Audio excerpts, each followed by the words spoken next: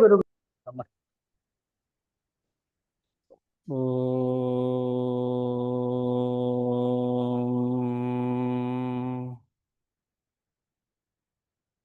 श्रुतिस्मृतिपुराणानामालयं करुणालयं नमामि भगवत्पादशङ्करं लोकशङ्करं शङ्करं शङ्कराचार्यं केशवं बादरायणं सूत्रभाष्यकृतौ वन्दे भगवन्तौ पुनः पुनः भारतीकरुणापात्रं भारतीपदभूषणं भारतीपदमारूढं भारतीतीर्थमाश्रये विद्याविनयसम्पन्नं वीतरागं विवेकिनं वन्दे वेदान्ततत्त्वज्ञं विधुशेखरभारतीं परमं क्लिष्टवेदान्तं परया श्लक्ष्णया गिरा यो बोधयति तं वन्दे परमानन्दभारतीम्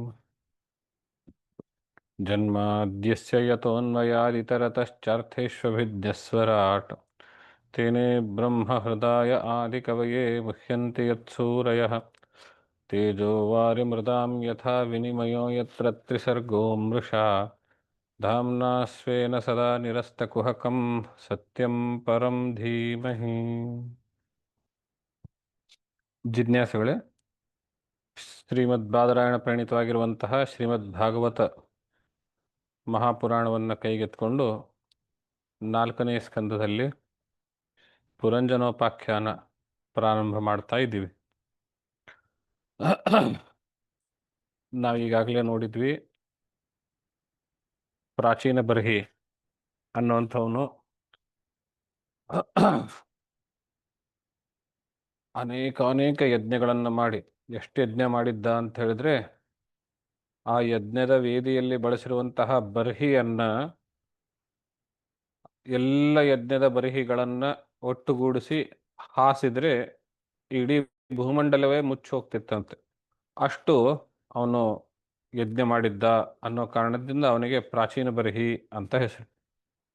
ಅವನು 10 ಜನ ಮಕ್ಕಳೇ ಪ್ರಾಚೇತಸರು ಅಂಥೇಳಿ. ಅವರು ಗುಣಗಳಲ್ಲಿ, ರೂಪದಲ್ಲಿ, ಸ್ವಭಾವದಲ್ಲಿ ಎಲ್ಲದರಲ್ಲಿಯೂ ಒಂದೇ ಆಗಿರುವುದರಿಂದ ಆ ಎಲ್ರಿಗೂ ಪ್ರಾಚೇತಸ ಅಂತಲೇ ಹೆಸರು ಮಾಡಿದರು. ಅವರು ಕಾಡಿಗೆ ಹೋದಾಗ ನಾರಾಯಣ ಸರೋವರದಲ್ಲಿ ಭಗವಂತ ರುದ್ರನ ದರ್ಶನವನ್ನು ಪಡೆದು ಅವನ ಉಪದೇಶದಿಂದ ರುದ್ರಗೀತೆ ಅನ್ನೋದನ್ನು ಕೇಳಿ, ನಂತರ ರುದ್ರನು ಉಪದೇಶ ಮಾಡಿದಂತಹ ಆ ರುದ್ರಗೀತೆಯ ಆಧಾರದ ಮೇಲೆ ಮತ್ತು ಯೋಗ ಸಾಧನೆಯ ಆಧಾರದ ಮೇಲೆ ಭಗವಂತನನ್ನು ಸಾಕ್ಷಾತ್ಕರಿಸಿಕೊಂಡ್ರು. ಆಮೇಲೆ ಅವರು ನಗರಕ್ಕೆ ಬಂದು ರಾಜ್ಯಾದಿಗಳನ್ನು ಮಾಡ್ತಾ ಮುಂದಿನ ಕರ್ಮ ಮುಗಿಸಿ ಆಮೇಲೆ ವೈರಾಗ್ಯವನ್ನು ತಾಳಿ ಜ್ಞಾನನ ಪಡೆದರು ಅನ್ನುವಂತಹದ್ದು ಅವ್ರ ಕಥೆ.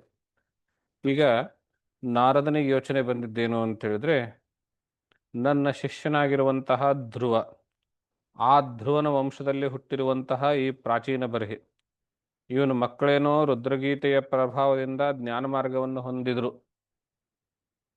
ಆದರೆ ಇವನು ಮಾತ್ರ ಕರ್ಮಕಾಂಡದಲ್ಲಿಯೇ ಮುಳುಗಿ ಹೋಗಿದ್ದಾನಲ್ಲ, ಹಾಗಾದರೂ ಮಾಡಿ ಇವನಿಗೆ ಜ್ಞಾನ ಮಾರ್ಗಕ್ಕೆ ಕರೆತಂದು ಇವನನ್ನು ಮುಕ್ತನಾಗಿ ಮಾಡಬೇಕಲ್ಲ ಅನ್ನುವಂತಹ ಯೋಚನೆ ಆ ನಾರದರಿಗೆ. 25ನೇ ಅಧ್ಯಾಯ 3ನೇ ಶ್ಲೋಕದಲ್ಲಿದೆ. ಪ್ರಾಚೀನ ಬರ್ಹಿಷಂ ಕ್ಷತ್ತಃ ಕರ್ಮ ಸ್ವಾಸಕ್ತ ಮಾನಸಂ ನಾರದೋಧ್ಯಾತ್ಮತತ್ವಜ್ಞಃ ಕೃಪಾಳು ಪ್ರತ್ಯಬೋಧಯತ. ಕರ್ಮಸು ಆಸಕ್ತಃ, ಕರ್ಮಗಳಲ್ಲಿಯೇನೇ ಆಸಕ್ತನಾಗಿರುವಂತಹ ಆ ಪ್ರಾಚೀನ ಬರ್ಹಿ ಎನ್ನುವಂತಹ ರಾಜನಿಗೆ ಕೃಪಾಲುವಾಗಿರುವಂತಹ, ಅಂದರೆ ಕರುಣಾದಯಾಳು ಆಗಿರುವಂತಹ ನಾರದರು ಅಧ್ಯಾತ್ಮ ತತ್ವವನ್ನು ಆ ಪ್ರಾಚೀನ ಬರ್ಹಿಗೆ ಬೋಧನೆ ಮಾಡಿದರು.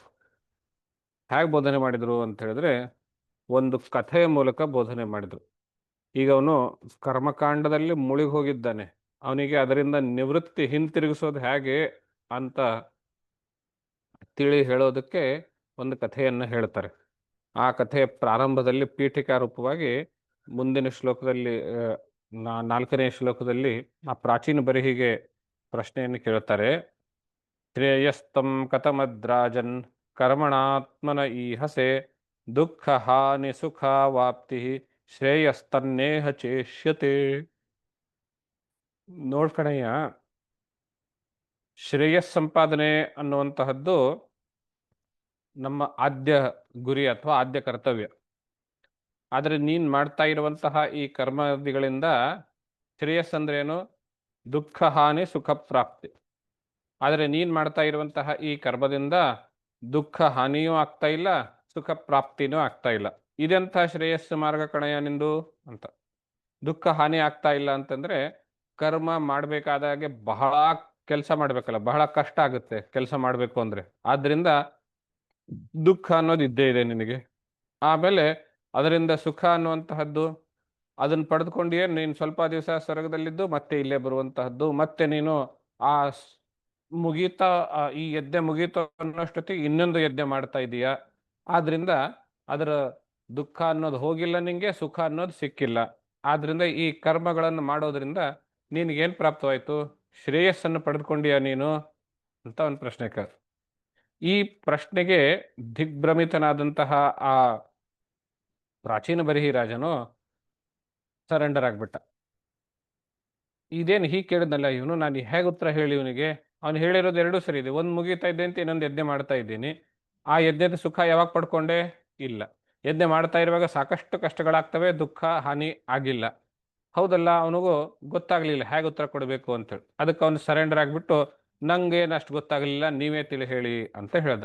ಮುಂದಿನ ಶ್ಲೋಕದಲ್ಲಿ ರಾಜ ಉವಾಚ ನ ಜಾನಾಮಿ ಮಹಾಭಾಗ ಪರಂ ಕರ್ಮಾಪವಿದ್ದಧೀಹಿ ಬ್ರೂಹ್ಮೇ ವಿಮಲಂ ಜ್ಞಾನಂ ಏನ ಮುಚ್ಚೇಯ ಕರ್ಮಭಿಃ.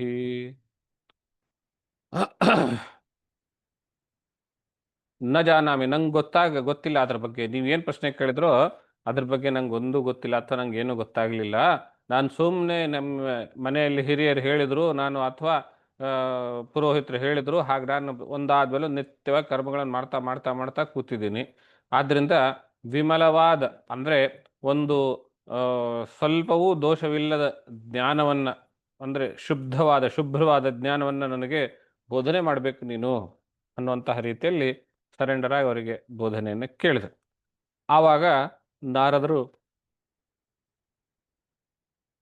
ಅವನ ಮನಸ್ಥಿತಿ ಹೇಗಿದೆ? ಹುಟ್ಟಿದಾಗಿನಿಂದ ಅವನಿಗೆ, ಅಂದರೆ ಯಾವಾಗ ಅವನಿಗೆ ಕರ್ಮಾಧಿಕಾರ ಬಂದಿದೆಯೋ ಅವಾಗಿನಿಂದ ಕರ್ಮ ಮಾಡ್ತಾ ಇದ್ದಾನೆ. ಒಂದೇಟಿಗೆ ಈ ಕರ್ಮ ಬಿಟ್ಬಿಡು ಅಂತ ಹೇಳಿದ್ರೆ ಅವನಿಗೆ ಹೇಗಾಗುತ್ತೆ? ಬಿಡೋದಕ್ಕಾಗೋದಿಲ್ಲ. ಆದ್ದರಿಂದ ಅವನಿಗೆ ತತ್ವಜ್ಞಾನವನ್ನು ಒಂದು ಕಥೆಯ ಮೂಲಕ ತಿಳಿಸ್ಕೊಡ್ತಾರೆ. ಆ ಕಥೆಗೇನೆ ಪುರಂಜನೋಪಾಖ್ಯಾನ ಅಂತೇಳಿ. ಬಹಳ ಕಥೆ ಒಂಥರ ಮಜವಾಗಿದೆ. ತತ್ವವನ್ನು ಹೀಗೂ ಹೇಳಬಹುದಾ ಅಂತ ಆಶ್ಚರ್ಯವಾಗ್ತದೆ. ಪೂರ್ತಿ ಕಥೆಯನ್ನು ನೋಡೋಣ ಒಂದೊಂದು ನಿಧಾನಕ್ಕಾಗಿ. ಪುರಂಜನೋಪಾಖ್ಯಾನ ಪ್ರಾರಂಭ. 7ನೇ ಶ್ಲೋಕ. ಶ್ರೀ ನಾರದ ಉವಾಚ ಭೋ ಭೋ ಪ್ರಜಾಪತೆ ರಾಜನ್ ಪಶೂನ್ ಪಶ್ಯತಯಾಧ್ವರೆ ಸಂಜ್ಞಾಪಿತಾನ್ ಜೀವ ಸಂಘಾನ್ ನಿರ್ಘೃಣೇನ ಸಹಸ್ರಶಃ. ನೀನು ಅವನ ಮನಸ್ಸು ಬದಲಾಯಿಸ್ಲಿಕ್ಕೆ ಕಥೆ ಹೇಳ್ತಾ ಇದ್ದಾರೆ ಇದು. ನೀನು ಯಜ್ಞಯಾಗಾದಿಗಳನ್ನು ಮಾಡ್ತಾ ಮಾಡ್ತಾ ಇದೆಯಲ್ಲ, ಅವುಗಳು ಆ ಯಜ್ಞದ ಫಲಸ್ವರೂಪದಿಂದ ಸ್ವರ್ಗಾದಿಗಳನ್ನು ಅನುಭವಿಸಬೇಕು ಅನ್ನುವಂತಹದ್ದೇನು ಪಡ್ಕೊಂಡಿದ್ದೀಯಲ್ಲ, ವಿಚಾರ ಮಾಡ್ಕೊಂಡಿದ್ದೀಯಲ್ಲ, ಆ ಯಜ್ಞದ ಫಲ ಸ್ವರ್ಗ ಅಲ್ವೇನು? ಆ ಸ್ವರ್ಗದ ಸುಖ ಏನು, ಎಷ್ಟು, ಹೇಗೆ, ಇದೆಲ್ಲ ಗೊತ್ತೇನು ನಿನಗೆ ಅಂತ ಹೇಳ್ತಾ ಕಥೆಯನ್ನು ಪ್ರಾರಂಭ ಮಾಡ್ತಾರೆ. 10ನೇ ಶ್ಲೋಕ. ಆಸೀತ್ ಪುರಂಜನೋ ನಾಮ ರಾಜಾ ರಾಜನ್ ಬೃಹಚ್ಛ್ರವಾಃ ತಸ್ಯ ವಿಜ್ಞಾತ ನಾಮಾಸೀತ್ ಸಖಾ ವಿಜ್ಞಾತ ಚೇಷ್ಟಿತಃ. ಈ ಕಥೆಯಲ್ಲಿ ಪ್ರತಿಯೊಂದು ವಾಕ್ಯವನ್ನ, ಹೆಸರನ್ನ ಬಹಳ ಗಮನ ಇಟ್ಕೊಂಡು ಕೇಳಿ ಅಥವಾ ನೋಟ್ ಮಾಡ್ಕೊಳ್ಳಿ. ಪ್ರತಿಯೊಂದಕ್ಕೂ ಒಂದು ಗೂಢಾರ್ಥ ಅನ್ನೋದು ಇದ್ದೇ ಇರ್ತದೆ ಮುಂದೆ. ಅದರ ಬಗ್ಗೆ ಮುಂದೆ ನೋಡ. ಬಹುಶಃ ನೀವು ಇಷ್ಟು ವೇದಾಂತ ಪ್ರಬೋಧ ಕೇಳಿ, ಆಮೇಲೆ ಭಾಗವತ ಇಷ್ಟು ದಿವಸದಿಂದ ಕೇಳ್ತಾ, ಬೇರೆ ಬೇರೆ ಕಡೆ ನೀವು ವೇದಾಂತ ಮಾರ್ಗದಲ್ಲಿ, ಅಧ್ಯಾತ್ಮ ಮಾರ್ಗದಲ್ಲಿ ಈಗಾಗಲೇ ಸಾಧಿಸಿದ್ದೀರಿ, ಸ್ವಲ್ಪ ಮಾರ್ಗ ಸವಿಸಿದ್ದೀರಿ ಅನ್ನೋ ಕಾರಣದಿಂದ ನಾನು ಹೇಳುವಾಗಲೇ, ಕಥೆ ಹೇಳುವಾಗಲೇ ನಿಮಗೆ ಅದರ ತತ್ವದ ಒಂದು ಸೂಕ್ಷ್ಮ ಅರಿವು ಬಂದರೂ ಬರಬಹುದು, ಏನು ಆಶ್ಚರ್ಯ ಇಲ್ಲ. ಗಮನ ಇಟ್ಟು ಕೇಳಿ. ಆಸೀತ್ ಪುರಂಜನೋ ನಾಮ ರಾಜ, ಒಬ್ಬನು ಪುರಂಜನ ಅನ್ನುವ ಹೆಸರಿನ ಒಬ್ಬನು ರಾಜನು. ಬೃಹಚ್ರವಾಹ, ಬಹಳ ವಿಖ್ಯಾತಿ ಪಡೆದಂತಹ ರಾಜನು. ತಸ್ಯ ವಿಜ್ಞಾತ ನಾಮಾಸೀತ್, ಆದರೆ ಅವನ ಗೆಳೆಯ ಒಬ್ಬನಿದ್ದ ಅವಿಜ್ಞಾತ ಅಂತ ಹೇಳಿ. ಅದು ಅವನ ಹೆಸರು ಅಂತಲ್ಲ, ಅವನಿಗೆ ಅವಿಜ್ಞಾತ ಅಂದರೆ ಜ್ಞಾತ ಅಂದರೆ ಗೊತ್ತಿರೋದು, ವಿಜ್ಞಾತ ಅಂದರೆ ವಿಶೇಷವಾಗಿ ಗೊತ್ತಿರೋದು, ಅವಿಜ್ಞಾತ ಅಂದರೆ ವಿಶೇಷವಾಗಿ ಏನೂ ಗೊತ್ತಿಲ್ಲದೆ ಇರೋದು.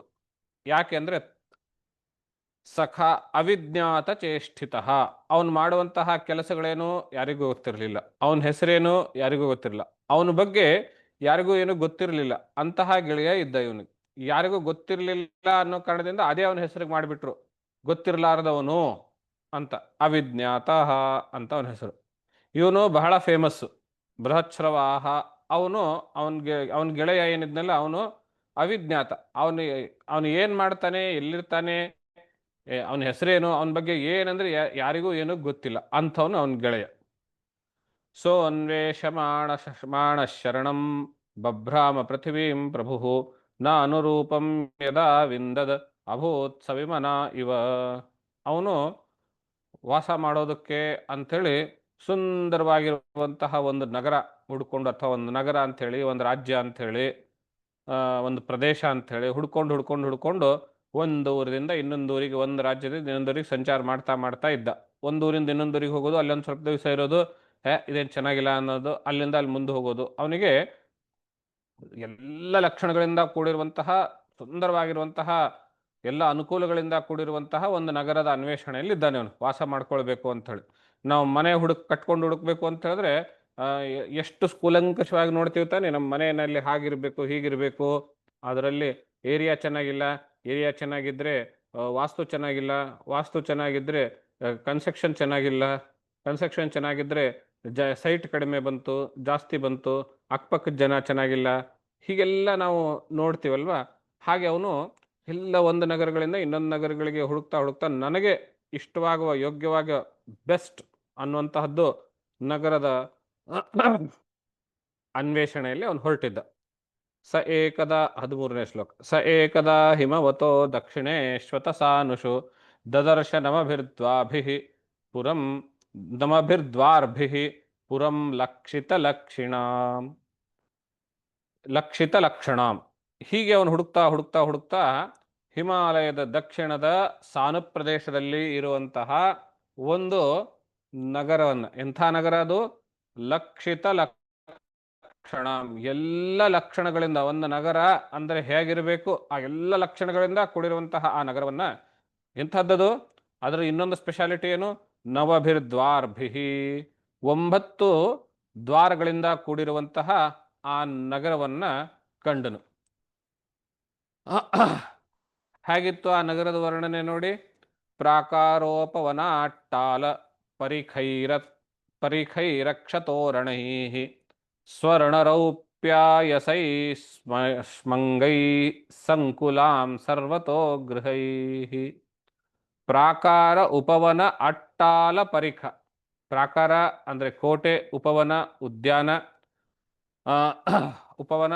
ಅಟ್ಟಾಲ ಅಂತ ಹೇಳಿದ್ರೆ ಕೋಟೆಯ ಒಳಗಡೆ ಇನ್ನೊಂದು ರಕ್ಷಣೆ ಮಾಡೋದಕ್ಕೆ ಅಂತೊಂಥರ ಒಂದು ಕೋಟೆಯ ಮೇಲೆ ಒಳಗಡೆ ಒಂದು ಕಟ್ಟೆ ಥರ ಇಟ್ಟು ಅದರ ಮೇಲೆ ದೂರದಿಂದ ಬರುವ ಜನರಿಗೆ ನೋಡಿ ಹಾಕೋದಕ್ಕೆ ಅಂತ ಏನಿರ್ತದಲ್ಲ, ಒಂದು ನಾವು ವಾಚ್ ಟವರ್ ಅಂತ ಹೇಳಬಹುದಾ ಗೊತ್ತಿಲ್ಲ, ಆ ಥರ ಒಂದೇನೋ ಇಟ್ಕೊಳ್ಳಿ, ಹಾಗೆ ಅಂಥದ್ರಿಂದ ಕೂಡಿರುವಂತಹದ್ದು.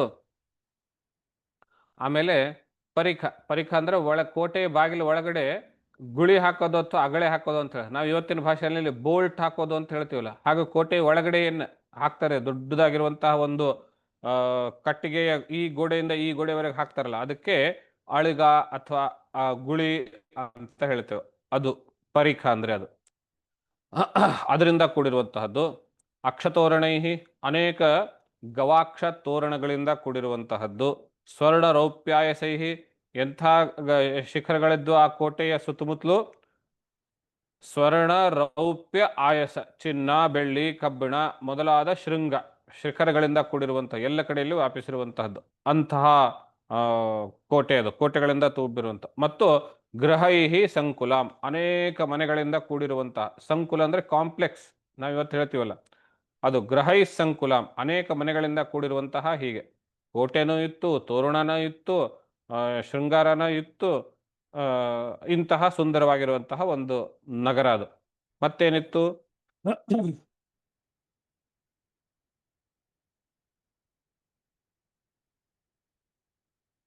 16ನೇ ಶ್ಲೋಕ. ಸಭಾ ಚತ್ವರ ರಥ್ಯಾಭಿಃ ಆಕ್ರೀಡಾಯ ಆಕ್ರೀಡಾಯತನಾಪಣೈಃ ಚೈತ್ಯಧ್ವಜ ಪತಾಕಾಭಿಃ ಯುಕ್ತಾಂ ವಿದ್ರುಮವೇದಿಭಿಃ. ಆ ನಗರದಲ್ಲಿ ಸಭಾಚತ್ವರ ರಥ್ಯಾಭಿ, ಸಭಾ ಅಂದ್ರೆ ಸಭಾಗೃಹ, ಅನೇಕ ಸಭಾಗೃಹಗಳಿಂದ ಕೂಡಿರುವಂತಹದ್ದು. ಆಮೇಲೆ ಚತ್ವರ ಪಥ್ಯಾಭಿ, ಆ 4 ಅಂದ್ರೆ ನಾವು ಇವಾಗ ಚತ್ವರ ಅಂತ ಹೇಳಿದ್ರೆ ಚೌರಸ್ತ ಅಂತ ಹೇಳ್ತೀವಲ್ಲ, 4 ಕಡೆ ದ್ವಾರ ಇರುವಂತಹದ್ದು, 4 ಕಡೆ ದಾರಿ ಇರುವಂತಹದ್ದು, ಅಂಥದ್ರಿಂದ ಕೂಡಿರುವಂತಹ ಅನೇಕ ಹೆದ್ದಾರಿಗಳಿಂದ, ಚೌಕಾಕಾರವಾಗಿರುವಂತಹದ್ದು, ಹೆದ್ದಾರಿಗಳಿಂದ ಕೂಡಿರುವಂತಹದ್ದು. ಆಕ್ರೀಡಾಯತನಾಪಣೈಹಿ, ಆಟದ ಮನೆ ಅಂತ ಹೇಳಿ ಬೇರೆ, ಅಂಗಡಿಗಳಿಂದ ಕೂಡಿರುವಂತಹದ್ದು. ಚೈತ್ಯ ಧ್ವಜ ಪತಾಕಾಭಿಹಿ, ಧ್ವಜ ಪತಾಕಗಳಿಂದ ಕೂಡಿರುವಂತಹದ್ದು. ಅಂತಹ ಜಗುಲಿ ಅಂತ ಏನು ಹೇಳ್ತೀವಿ ಮೇಲೆಗಡೆ ಧ್ವಜ ಎಲ್ಲ ಹಾಕೋದಕ್ಕೆ, ಅದರಿಂದ ಕೂಡಿರುವಂತಹದ್ದು. ಯದೃಚ್ಛಯ, ಅಂತಹ ನಗರವನ್ನ ಅವನು ಸೆಲೆಕ್ಟ್ ಮಾಡಿಕೊಂಡ. ತುಂಬ ಸುಂದರವಾಗಿರುವಂತಹ ಆ ನಗರ, ಆ ನಗರದಲ್ಲಿ ಸೆಲೆಕ್ಟ್ ಮಾಡಿ ಇನ್ನೇನು ಆ ನಗರವನ್ನು ನೋಡಿಕೊಂಡು ನಗರದ ಜೊತೆಗೆ ಒಂದು ರೀತಿ ಎಲ್ಲ ಅದರಲ್ಲಿ ಏನೇನಿದೆ ಅಂತೆಲ್ಲ ಅದರ ಜೊತೆ ಪರಿಚಯ ಆಗ್ತಾ ಆಗ್ತಾ ಇರುವಂತಹ ಸಂದರ್ಭದಲ್ಲಿಯೇ ಆ ನಗರದಲ್ಲಿ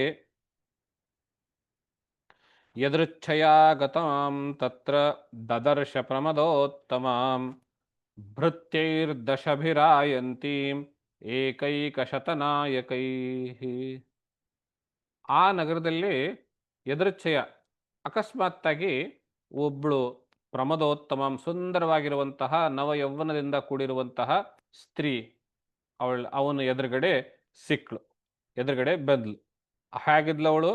ಯಾರಿಂದ ಕೂಡಿದ್ಲು? ಭೃತ್ಯೈರ್ ದಶಭಿಹಿ, 10 ಜನ ಅವಳ ಸೇವಕರಿದ್ರು. ಆ ಸೇವಕರ ಕೆಳಗಡೆ ಒಬ್ಬೊಬ್ಬರಿಗೆ ಒಂದು 100 ಆಳುಗಳು ಅಂಥವ್ರು. ಏಕೈಕ ಶತನಾಯಕೈಹಿ, ಅವರು 100 ಆಳುಗಳಿಂದ ಕೂಡಿರುವಂತಹ ಅವಳ ಸೇವಕರು ಒಬ್ಬೊಬ್ರು, ಅಂತಹ 10 ಜನ ಇದ್ರು. ಅವಳ ಜೊತೆಗೆ ಪಂಚಶೀರ್ಷಾ ಅಹಿನಾ ಗುಪ್ತಾಂ ಪ್ರತಿಹಾರೇಣ ಸರ್ವತಃ ಅನ್ವೇಷಮಾಣಾಂ ವೃಷಭಂ ಅಪ್ರೌಢಾಂ ಕಾಮರೂಪಿಣೀಂ. ಪಂಚಶೀರ್ಷಾ ಅಹಿನಾ ಗುಪ್ತಾಂ, 5 ಹೆಡೆಗಳಿಂದ ಕೂಡಿರುವಂತಹ ಒಂದು ಸರ್ಪದಿಂದ ಯಾವಾಗಲೂ ಅವಳು ರಕ್ಷಿಸಲ್ಪಟ್ಟಿರುವಂಥವಳು. ಅಂತಹ ಅವಳು ಅನ್ವೇಷಮಾಣಾಂ ವೃಷಭಂ, ತನಗೆ ಯೋಗ್ಯವಾಗಿರುವಂತಹ ಒಬ್ಬ ಪುರುಷನನ್ನ ಹುಡುಕ್ತಾ ಹುಡುಕ್ತಾ ಇದ್ಲು. ಎಂತಹ? ಕಾಮರೂಪಿಣಂ, ತನಗೆ ಇಷ್ಟವಾಗುವ ಕಾಮರೂಪಿಯಾದಂತಹ ಒಬ್ಬ ಪುರುಷನನ್ನ ಅವಳು ಹುಡುಕ್ತಾ ಹುಡುಕ್ತಾ ಹೊರಟಿದ್ಲು. ಇಂತಹ ಸುಂದರ ಸ್ತ್ರೀಯನ್ನ ಅವನು, ಆ ಪುರಂಜನನು ನೋಡಿದಾದ ತಕ್ಷಣ ಅವಳಲ್ಲಿ ಆಸಕ್ತಿರಾಗ್ತಾನೆ, ಅನುರಕ್ತರಾಗ್ತಾನೆ, ಅವಳನ್ನ ಕೇಳ್ತಾನೆ. ಕಾತ್ವಾಂ ಕಂಜಪಲಾಶಾಕ್ಷಿ ಕಸ್ಯಾಸೀಹ ಕುತಸ್ಸತಿ ಇಮಾಮುಪಪುರೀಂ ಭೀರು ಕಿಂ ಚಿಕೀರ್ಷಸಿ ಸಂಸಮೆ ಕಯೇತೇನು ಪಥಾ ಏತೆ ಏಕಾದಶ ಮಹಾಭಟಾಃ ಏತಾವಾ ಲಲನಾ ಸುಭ್ರು ಕೋಯಂ ತೇಹಿ ಪುರಸ್ಸರಃ.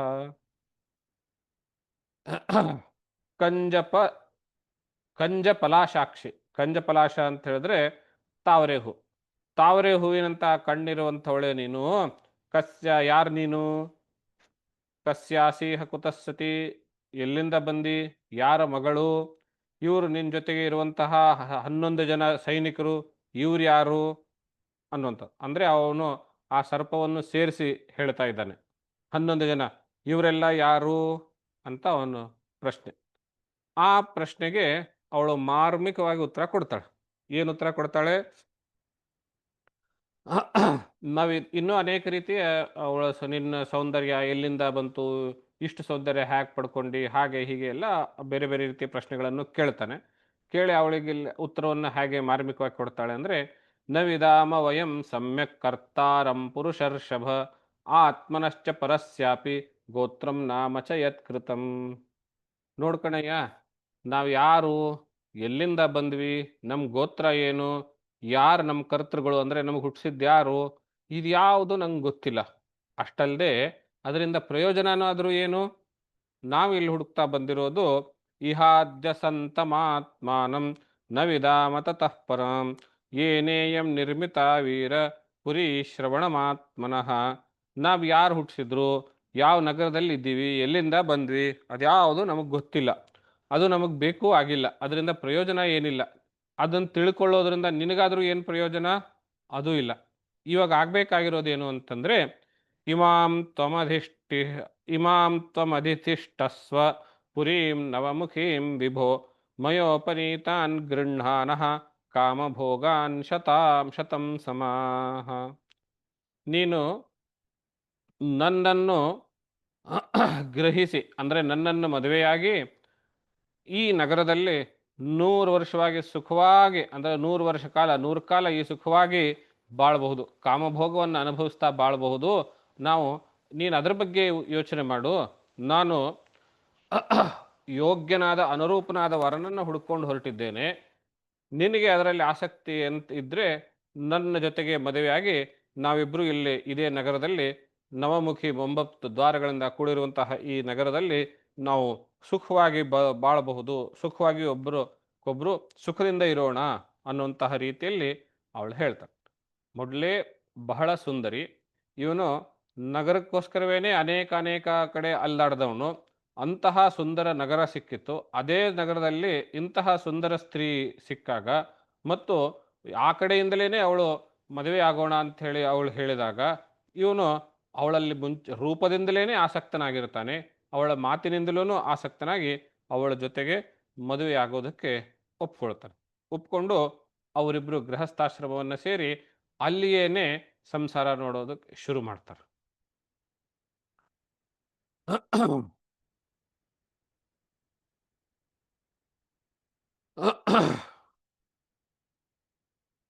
ಉಪಗೀಯಮಾನಂ ಲಲಿತಂ ತತ್ರ ತತ್ರ ಚ ಗಾಯಕೈಃ ಕ್ರೀಡನ್ ಪರಿವೃತ ಸ್ತ್ರೀಭಿರ್ ಹೃದಿನಿ ಮಾವಿಶುಚೌ. ಅವಳ ಜೊತೆಗೆ ಮದುವೆಯಾಗಿ ಅವನು ಬಹಳ ಜೀವನ ಅಂದ್ರೇನು, ಇನ್ನು ಆನಂದ ಅಂದರೆ ನನಗೆ ಬಿಟ್ಟರೆ ಬೇರೆ ಯಾರಿಗೂ ಇಲ್ಲ ಅಂತಹ ಸುಂದರವಾದ ಆನಂದದಲ್ಲಿ ನಾನು ಆನಂದ ಸಾಗರದಲ್ಲಿ ಮುಳುಗಿ ಹೋಗಿದ್ದೀನಿ ಅನ್ನುವಂತಹ ರೀತಿಯಲ್ಲಿ ಅವಳ ಜೊತೆ ಸುಖ ಅನುಭವಿಸ್ತಾ ಆಟವಾಡ್ತಾ ಕಾಲ ಕಳೀತಾ ಇದ್ದ. ಬಹಳ ಅವಳ ಜೊತೆ ಜಲಕ್ರೀಡೆ ಆಡುವಂತಹದ್ದು, ಅವಳ ಜೊತೆ ಇರುವಂತಹ ಅನೇಕ ಸ್ತ್ರೀಯರ ಮಧ್ಯದಲ್ಲಿ ಸುಖದಿಂದ ಇರುವಂತಹದ್ದು, ಹೀಗೆ ಆಡ್ತಾ ಆಡ್ತಾ ಕೆಲವೊಂದು ಬಾರಿ ಆ ನಗರದ ದ್ವಾರಗಳು ಅಂತೇನಿತ್ತಲ್ಲ, ಆ ದ್ವಾರಗಳಿಂದ ಒಂದೊಂದು ದ್ವಾರದಿಂದ ಒಂದೊಂದು ಬೇರೆ ಬೇರೆ ನಗರಗಳಿಗೆ ಹೋಗಿ ಬರುವಂತಹದ್ದು, ಆ ನಗರದ ಸುಖ ಎಲ್ಲ ಅನುಭವಿಸ್ಕೊಂಡು ಬರುವಂತಹದ್ದು, ಹೀಗೆಲ್ಲ ಅವನು ತುಂಬ ಸುಖ ಅಂದರೆ ಇನ್ನೇನು ಅವನಿಗೆ ಯಾರೋ ಹಿಡಿಯೋರಿಲ್ಲ, ಅಷ್ಟು ಸುಖವಾಗಿ ಆನಂದವಾಗಿ ಕಾಲ ಕಳೀತಾ ಇರುವಂತಹದ್ದಿದ್ದು. ಅವಳಲ್ಲಿ ಎಷ್ಟು ಅವನು ಅನುರಕ್ತನಾಗಿದ್ದ ಅನ್ನೋದಕ್ಕೆ ಒಂದು ಶ್ಲೋಕ ಹೇಳ್ತಾರೆ 57ನೇ ಶ್ಲೋಕದಲ್ಲಿ. ಕ್ವಚಿತ್ ಪಿಬಂತ್ಯಾಂ ಪಿಬತಿ ಮದೀರಾಂ ಮದವಿಹ್ವಲಃ ಅಶ್ನಂತ್ಯಾಂ ಕ್ವಚಿದಶ್ನಾತಿ ಜಕ್ಷಂತ್ಯಾಂ ಸಹ ಜಕ್ಷತಿ. ಅವಳು ಮದುರೆಯನ್ನು ಕುಡಿದರೆ ಇವನು ಅದನ್ನು ಕುಡಿಯೋನು, ಅವಳು ಮದವಿಹ್ವಲಾಗಿ ಇದ್ರೆ, ಮದವಿಹ್ವಲ ಅಂತಂದ್ರೆ ಮದವೇರಿ ಅವಳು ನೃತ್ಯ ಮಾಡ್ತಾ ಇದ್ರೆ ಇವನು ಮದವೇರಿ ನೃತ್ಯವನ್ನು ಮಾಡುವಂಥವನು. ಅಶ್ನಂತ್ಯಾಂ ಅವಳು ಊಟ ಮಾಡಿದರೆ ಇವನು ಊಟ ಮಾಡುವಂಥವನು. ಜಕ್ಷಂತ್ಯಾಂ ಅವಳು ಕುಡಿತಾ ಇದ್ರೆ ಊಟ ಮಾಡುವಾಗ ಅವಳು ಹಲ್ಲಿನಿಂದ ಜಗೀತಾ ಇದ್ರೆ ಇವನು ಜಗಿಯುವಂಥವನು. ಅವಳು ಕುಡಿತಾ ಇದ್ರೆ ಇವನು ಕುಡಿಯುವಂಥವನು. ಹೀಗೆ ಸಂಪೂರ್ಣವಾಗಿ ಅವಳಲ್ಲಿ ಅನುರಕ್ತನಾಗಿ ಸೋತು ಹೋಗಿ ಅವಳಿಂದಲೇ ಎಲ್ಲ ಇವನು ಅನ್ನುವಷ್ಟರ ಮಟ್ಟಿಗೆ ಶರಣಾಗತನಾಗ್ತಾನೆ. ಹಾಗೆ ನಡೀತಾನೆ. ಹೀಗೇನೆ ಒಂದು ದಿವಸ ಅವನು ಮೃಗಯಾ ವಿಹಾರಕ್ಕೆ ಹೋಗ್ತಾನೆ. ಮೃಗಯಾ ವಿಹಾರ ಅಂದರೆ ಬೇಟೆಗೆ ಹೋಗಿರ್ತಾನೆ. ಬೇಟೆಗೆ ಹೋಗಿ ಅನೇಕ ಮೃಗಗಳನ್ನು ಸಂಹಾರ ಮಾಡಿ ಅಲ್ಲಿಂದ ಸ್ವಲ್ಪ ಸುಸ್ತಾಗಿ ಮನೆಗೆ ಬರ್ತಾನೆ. ಮನೆಗೆ ಬಂದಾಗ ಇವಳ ಅವನ ಪ್ರಾಣ ಸಖಿ ಅವಳಿಗೆ ಎಲ್ಲೂ ಕಾಣೋದಿಲ್ಲ. ಎಲ್ಲ ಕೋಣೆಗಳನ್ನು ಸುತ್ತಾಡ್ತಾನೆ, ಕಾಣೋದಿಲ್ಲ. ದಿಗ್ಭ್ರಮಿತನಾಗಿ ಏನಾಯ್ತು, ಎಲ್ಲಿಗೆ ಹೋದ್ರು ಅಂತ ಮನೆಯಲ್ಲಿರೋ ಎಲ್ರಿಗೂ ಕೇಳಿದಾಗ ಅವ್ರು ಹೇಳ್ತಾರೆ, ಎಲ್ಲಿ ರಾಮಾಹ ಉವಾಚ, ಅಲ್ಲಿ ಕೆಳಗಡೆ ಕೈಗೆ ಸೇವಕರು ಅಂತ ಏನಿರ್ತಾರೆ ಅವ್ರು ಹೇಳ್ತಾರೆ, ನರನಾಥನ ನಾನೀಮಃ ತತ್ಪ್ರಿಯ ಯದ್ವ್ಯವಸ್ಯತಿ ಭೂತಲೆ ನಿರವಸ್ತಾರೆ ಶಯಾನಾಂ ಪಶ್ಯ ಶತ್ರುಹನ್. ಅವಳು ಎಲ್ಲಿದ್ದಾರೆ, ಎಲ್ಲಿಗೆ ಹೋದ್ರು ಅನ್ನೋದೇನು ಗೊತ್ತಿಲ್ಲ. ಆದರೆ ಯಾರೋ ಒಬ್ರು ಹೇಳಿದ್ರು, ಅವಳು ಭೂಮಿಯ ಮೇಲೆ ಅಂದರೆ ನೆಲದ ಮೇಲೆ, ಹಾಸಿಗೆ ಅದು ಏನೂ ಇಲ್ಲದೇನೆ ನೆಲದ ಮೇಲೆ ಕಲ್ಲಿನ ಥರ ಬಿದ್ದಿದ್ದಾಳೆ ಅನ್ನುವಂಥ ಮಾತನ್ನು ಹೇಳ್ತಾಳೆ. ಹಾಗೆ ಹೇಳಿದಾಗ ಅವನು ದಿಗ್ಭ್ರಮನಾಗಿ ಅಲ್ಲಿ ಹೋಗಿ ಅವಳನ್ನು ಸಾಂತ್ವನ ಪಡಿಸೋದಕ್ಕೆ ಪ್ರಯತ್ನ ಮಾಡ್ತಾನೆ. ಅನೇಕ ರೀತಿಯಲ್ಲಿ ನಿನಗೆ ಯಾರೇನಾದರೂ ಹೇಳಿದ್ರ, ಬೈದ್ರ, ಅವರಿಗೆ ನಾನು ಶಿಕ್ಷೆಯನ್ನು ಕೊಡ್ತೇನೆ, ಅವರು ಶಿರಚ್ಛೇದನ ಮಾಡ್ತೇನೆ, ಯಾಕೆ ನೀನು ಈ ರೀತಿ ಕೋಪಗೊಂಡಿದ್ದೀಯಾ ಅಂತ ಅನೇಕ ರೀತಿಯಲ್ಲೆಲ್ಲ ಕೇಳಿ ಕೇಳಿ ಕೊನೆಗೆ ನಾನು ನಿನಗೆ ಹೇಳ್ದೇನೆ ಕಾಡಿಗೆ ಹೋಗಿ ಭೇಟಿಯಾಡಿದ್ದು ತಪ್ಪಾಯ್ತೆ, ಇಂತಹ ತಪ್ಪು ನಾನು ಯಾವತ್ತೂ ಮಾಡೋದಿಲ್ಲ, ಆದ್ದರಿಂದ ನೀನು ಅನುಗ್ರಹ ಮಾಡು ನನ್ನ ಮೇಲೆ ಅನ್ನುವಂಥ ರೀತಿ ಸಾಂತ್ವನ ಮಾಡುವಂತಹ ರೀತಿಯಲ್ಲಿ ಕೇಳಿದಾಗ ಕೊನೆಗೆ ಅವಳು ಇವನ ಅನುನಯದ ಮಾತಿನಿಂದ ಸಾಂತ್ವನಗೊಂಡು ಅವಳು ನಿನಗೇನು ಬೇಕು ಹೇಳು, ಇವನು ಕೇಳಿರ್ತಾನೆ, ನಿನಗೇನು ಬೇಕು ಹೇಳು ಅದನ್ನೇ ಕೊಡಿಸ್ತೇನೆ, ನೀನು ಯಾಕಿಷ್ಟು ಕಷ್ಟದಲ್ಲಿದ್ದೀಯಾ ಹೇಳು, ನಿನಗೆಲ್ಲ ಪರಿಹಾರೋಪಾಯವನ್ನು ಮಾಡ್ತೇನೆ ಅಂಥೇಳಿ ಅವಳು ಕೂಡ ಇವನ ಈ ಮನಸ್ಸು ಈ ಮಟ್ಟದ ಸ್ವಭಾವಕ್ಕೆ ಬರಲಿ ಅಂತಲೇ ದಾರಿ ಕಾಯ್ತಾ ಸ್ವಭಾವ ಈ ಮಟ್ಟಕ್ಕೆ ಬಂದಾಗ ತನ್ನ ಎಲ್ಲ ಒಂದು ಅಂಗಾಂಗ ಸೌಷ್ಠವಗಳಿಂದ ಅಥವಾ ಕಲೆಗಳಿಂದ ಇವನನ್ನು ಸಂಪೂರ್ಣವಾಗಿ ವಶ ಮಾಡ್ಕೊಳ್ತಾಳೆ. ಅವಳು ಹೇಳದಂತೆ ಅವಳ ತಾಳಕ್ಕೆ ತಕ್ಕಂತೆ ಕುಣಿಯುವಂತೆ ಇವನನ್ನು ನೋಡ್ಕೊಳ್ತೆ. ಇವನು ಕೂಡ ಎಲ್ಲವನ್ನೂ ಅವಳಿಗೆ ಶರಣಾಗತಿಯಾಗಿ ಅವಳು ಹೇಳದಂತೆಯೇ ನಡೀತಾ ಇರ್ತಾನೆ. ರಾಜ್ಯಾಡಳಿತದಲ್ಲಿ ಆಸಕ್ತಿ ಇಲ್ಲ, ಬೇರೆ ಯಾವ ಕೆಲಸಗಳಲ್ಲೂ ತೊಡಗುತ್ತಾ ಇಲ್ಲ. ಎಲ್ಲಿ ಇವಳು ಕೋಪಗೊಳ್ತಾಳೆಯೋ, ಎಲ್ಲಿ ಇವಳು ನನ್ನನ್ನು ಬಿಟ್ಟು ಹೋಗ್ತಾಳೆಯೋ, ಎಲ್ಲಿ ಇವಳು ಮತ್ತೆ ಆ ಕೋಪಗ್ರಹಕ್ಕೆ ಹೋಗ್ತಾಳೆಯೋ ಎಂಬಂಥ ರೀತಿಯಲ್ಲಿ 24 ಗಂಟೆ ಅವಳು ಸುತ್ತನೆ ಅವ್ರ ಜೊತೆಗೇನೆ ಇರುವಂತೆ ನೋಡ್ತಾ ಇರ್ತಾಳೆ. ಆ ಸಂದರ್ಭದಲ್ಲಿ ಯಾವಾಗ ಇವನು ರಾಜ್ಯಾಡಳಿತದಲ್ಲಿ ಆಸಕ್ತಿಯನ್ನು ಕಳೆದುಕೊಂಡೋ ಅದೇ ಸಂದರ್ಭದಲ್ಲಿ ಶತ್ರು ರಾಜ್ಯದಲ್ಲಿ ಒಬ್ಬನಾಗಿರುವಂತಹ ಚಂಡವೇಗ ಅನ್ನುವಂತಹ ಒಬ್ಬ ಗಂಧರ್ವ ಲೋಕದ ರಾಜನು ಅವನು ಹೊಂಚು ಹಾಕಿ ಇದೇ ಸಂದರ್ಭದಲ್ಲಿ ಇವನ ಮೇಲೆ ನಾವು ಆಕ್ರಮಣ ಮಾಡಬೇಕು ಎನ್ನುವ ರೀತಿಯಲ್ಲಿ ತನ್ನ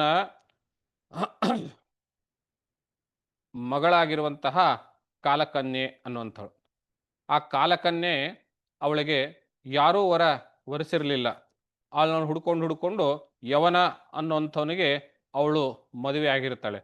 ಆ ಚಂಡವೇಗನು ಮಗಳು ಮತ್ತು ಅಳಿಯ ಕಾಲಕನ್ಯೆ ಮತ್ತು ಯವನ ಅವರ ಮೂಲಕವಾಗಿ ಮೊದಲು ತಾನು ಇವನ ರಾಜ್ಯದ ಮೇಲೆ ಆಕ್ರಮಣ ಮಾಡಿ ಇಡೀ ರಾಜ್ಯವನ್ನೆಲ್ಲವನ್ನೂ ನಾಶ ಮಾಡಿಬಿಡ್ತಾನೆ.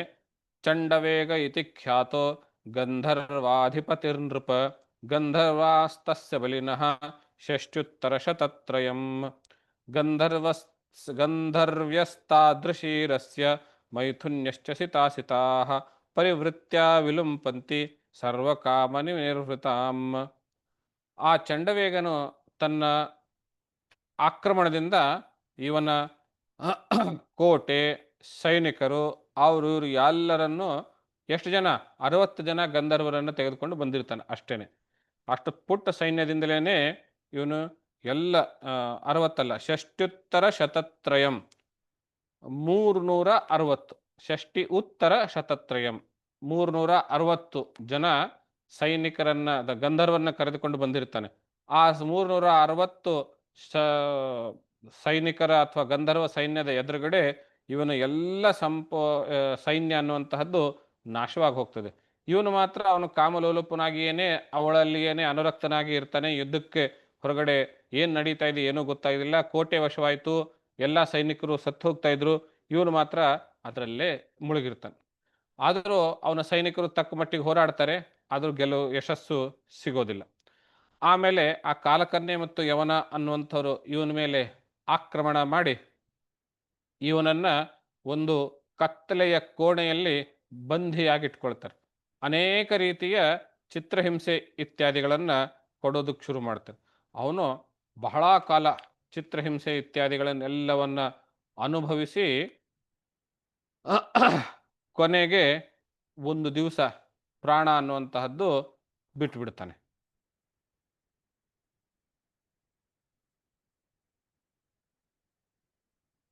ಅವರ ಕತ್ತಲೆಯಲ್ಲಿ ಹೊರಗಿನ ಜಗತ್ತಿಗೆ ಯಾವುದೇ ರೀತಿಯ ಸಂಪರ್ಕ ಇಲ್ಲದೇನೆ ಇರುವಂತಹ ಆ ಸಂದರ್ಭದಲ್ಲಿ ಆ ಕಾಲಕನ್ಯೆ ಮತ್ತು ಆ ಯವನ ಅವರಿಬ್ಬರ ಒಂದು ಚಿತ್ರಹಿಂಸೆ ತಾಳಲಾರದೆ ಅವನು ಆ ಶರೀರ ತನ್ನ ಪ್ರಾಣವನ್ನ ಬಿಟ್ಟು ಬಿಡ್ತಾನೆ, ಮರಣ ಹೊಂದ್ತಾನೆ.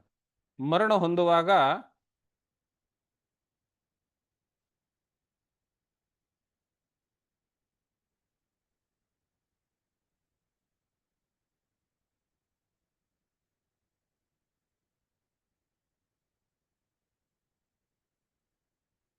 ತನ್ನ ಪತ್ನಿ ಏನಾದ್ಳು, ತನ್ನ ಮಡದಿ ಏನಾದಳು ಎನ್ನುವ ರೀತಿಯಲ್ಲಿ ಅವಳ ಬಗ್ಗೆನೇ ಚಿಂತೆ ಮಾಡ್ತಾ ಮಾಡ್ತಾ ಆ ಇಡೀ ನಗರ ಹಾಳಾಗೋಯ್ತು ಅಂತ ಹೇಳಿದಾಗ ಆ ನಗರದ ಜೊತೆಗೆ ಸೈನಿಕರ ಜೊತೆಗೆ ಅವಳು ಸತ್ತೋಗಿರ್ತಾಳೆ. ಇವನು ಕೂಡ ಅದೇ ಸ್ತ್ರೀಯಲ್ಲಿಯೇನೆ ಏನಾಯ್ತು ಏನಾದ್ಲು ಅಂಥೇಳಿ ಯೋಚನೆ ಮಾಡ್ತಾ ಮಾಡ್ತಾ ಮಾಡ್ತಾ ಸ್ತ್ರೀಯ ಯೋಚನೆಯಲ್ಲಿಯೇನೆ ಇವನು ಪ್ರಾಣ ಬಿಟ್ಟಿರೋದ್ರಿಂದ ಮುಂದಿನ ಜನ್ಮದಲ್ಲಿ ಅವನು ಸ್ತ್ರೀಯಾಗೆ ಹುಟ್ಟುತ್ತಾನೆ. ಎಲ್ಲಿ ಹುಟ್ಟುತ್ತಾನೆ ಅಂತ ಹೇಳಿದ್ರೆ ವಿದರ್ಭ ರಾಜನಲ್ಲಿ. ಶ್ಲೋಕ ಸಿಗ್ತಾ ಇಲ್ಲ, ಅದು ಮಾರ್ಕ್ ಮಾಡಿಟ್ಟಿದ್ದೆ.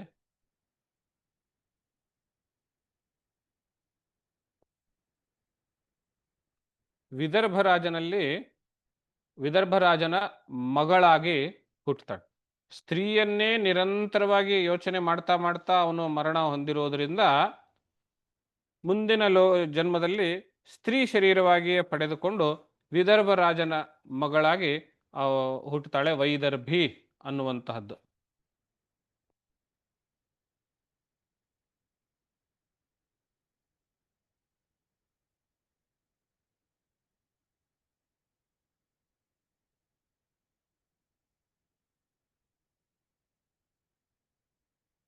ಹ್ಮ್ 20 ಮುಂದೆ ಇದೆ, ನಾವು 28ನೇ ಅಧ್ಯಾಯಕ್ಕೆ ಬಂದ್ವಿ. ಅದರಲ್ಲಿ ತಾಮೇವ ಮನಸಾ ಗೃಹ್ಣನ್ ಬಭೂವ ಪ್ರಮದೋತ್ತಮ ಅನಂತರಂ ವಿದರ್ಭಸ್ಯ ರಾಜಸಿಂಹಸ್ಯ ವೇಶ್ಮನಿ. ತಾಮೇವ ಮನಸಾಂ ಗೃಹ್ಣನ್, ಅವಳನ್ನೇ ನಿರಂತರವಾಗಿ ಮನಸ್ಸಿನಲ್ಲಿ ಯೋಚಿಸ್ತಾ ಪ್ರಾಣ ಬಿಡುವ ಸಂದರ್ಭದಲ್ಲಿ ಅವಳನ್ನೇ ಯೋಚಿಸ್ತಾ ಇರೋದ್ರಿಂದ ಬಭೂವ ಪ್ರಮದ, ಅವನು ಸ್ತ್ರೀಯಾಗಿಯೇ ಹುಟ್ಟುತ್ತಾನೆ. ಅನಂತರದಲ್ಲಿ ಅಂದ್ರೆ ಮುಂದಿನ ಜನ್ಮದಲ್ಲಿ ಸ್ತ್ರೀಯಾಗಿಯೇ ಹುಟ್ಟುತ್ತಾನೆ. ಎಲ್ಲಿ ಹುಟ್ಟುತ್ತಾನೆ? ವಿದರ್ಭಸ್ಯ ರಾಜಸಿಂಹಸ್ಯ ವೇಶ್ಮನಿ, ವಿದರ್ಭ ರಾಜನ ಮನೆಯಲ್ಲಿ ಹುಟ್ಟುತ್ತಾನೆ.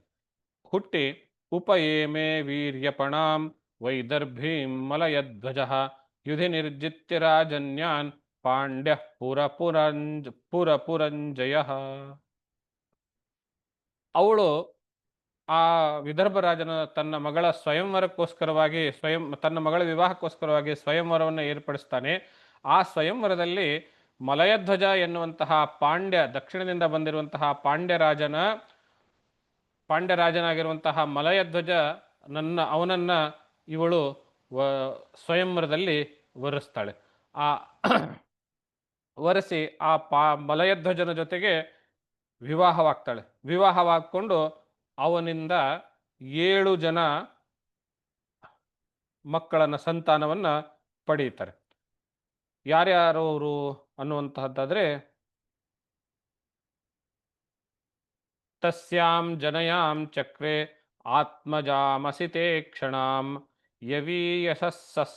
ಯವೀಯಸ ಸಪ್ತ ಸುತಾನ್ ಸಪ್ತ ದ್ರವಿಡ ಭೂಭೃತಃ.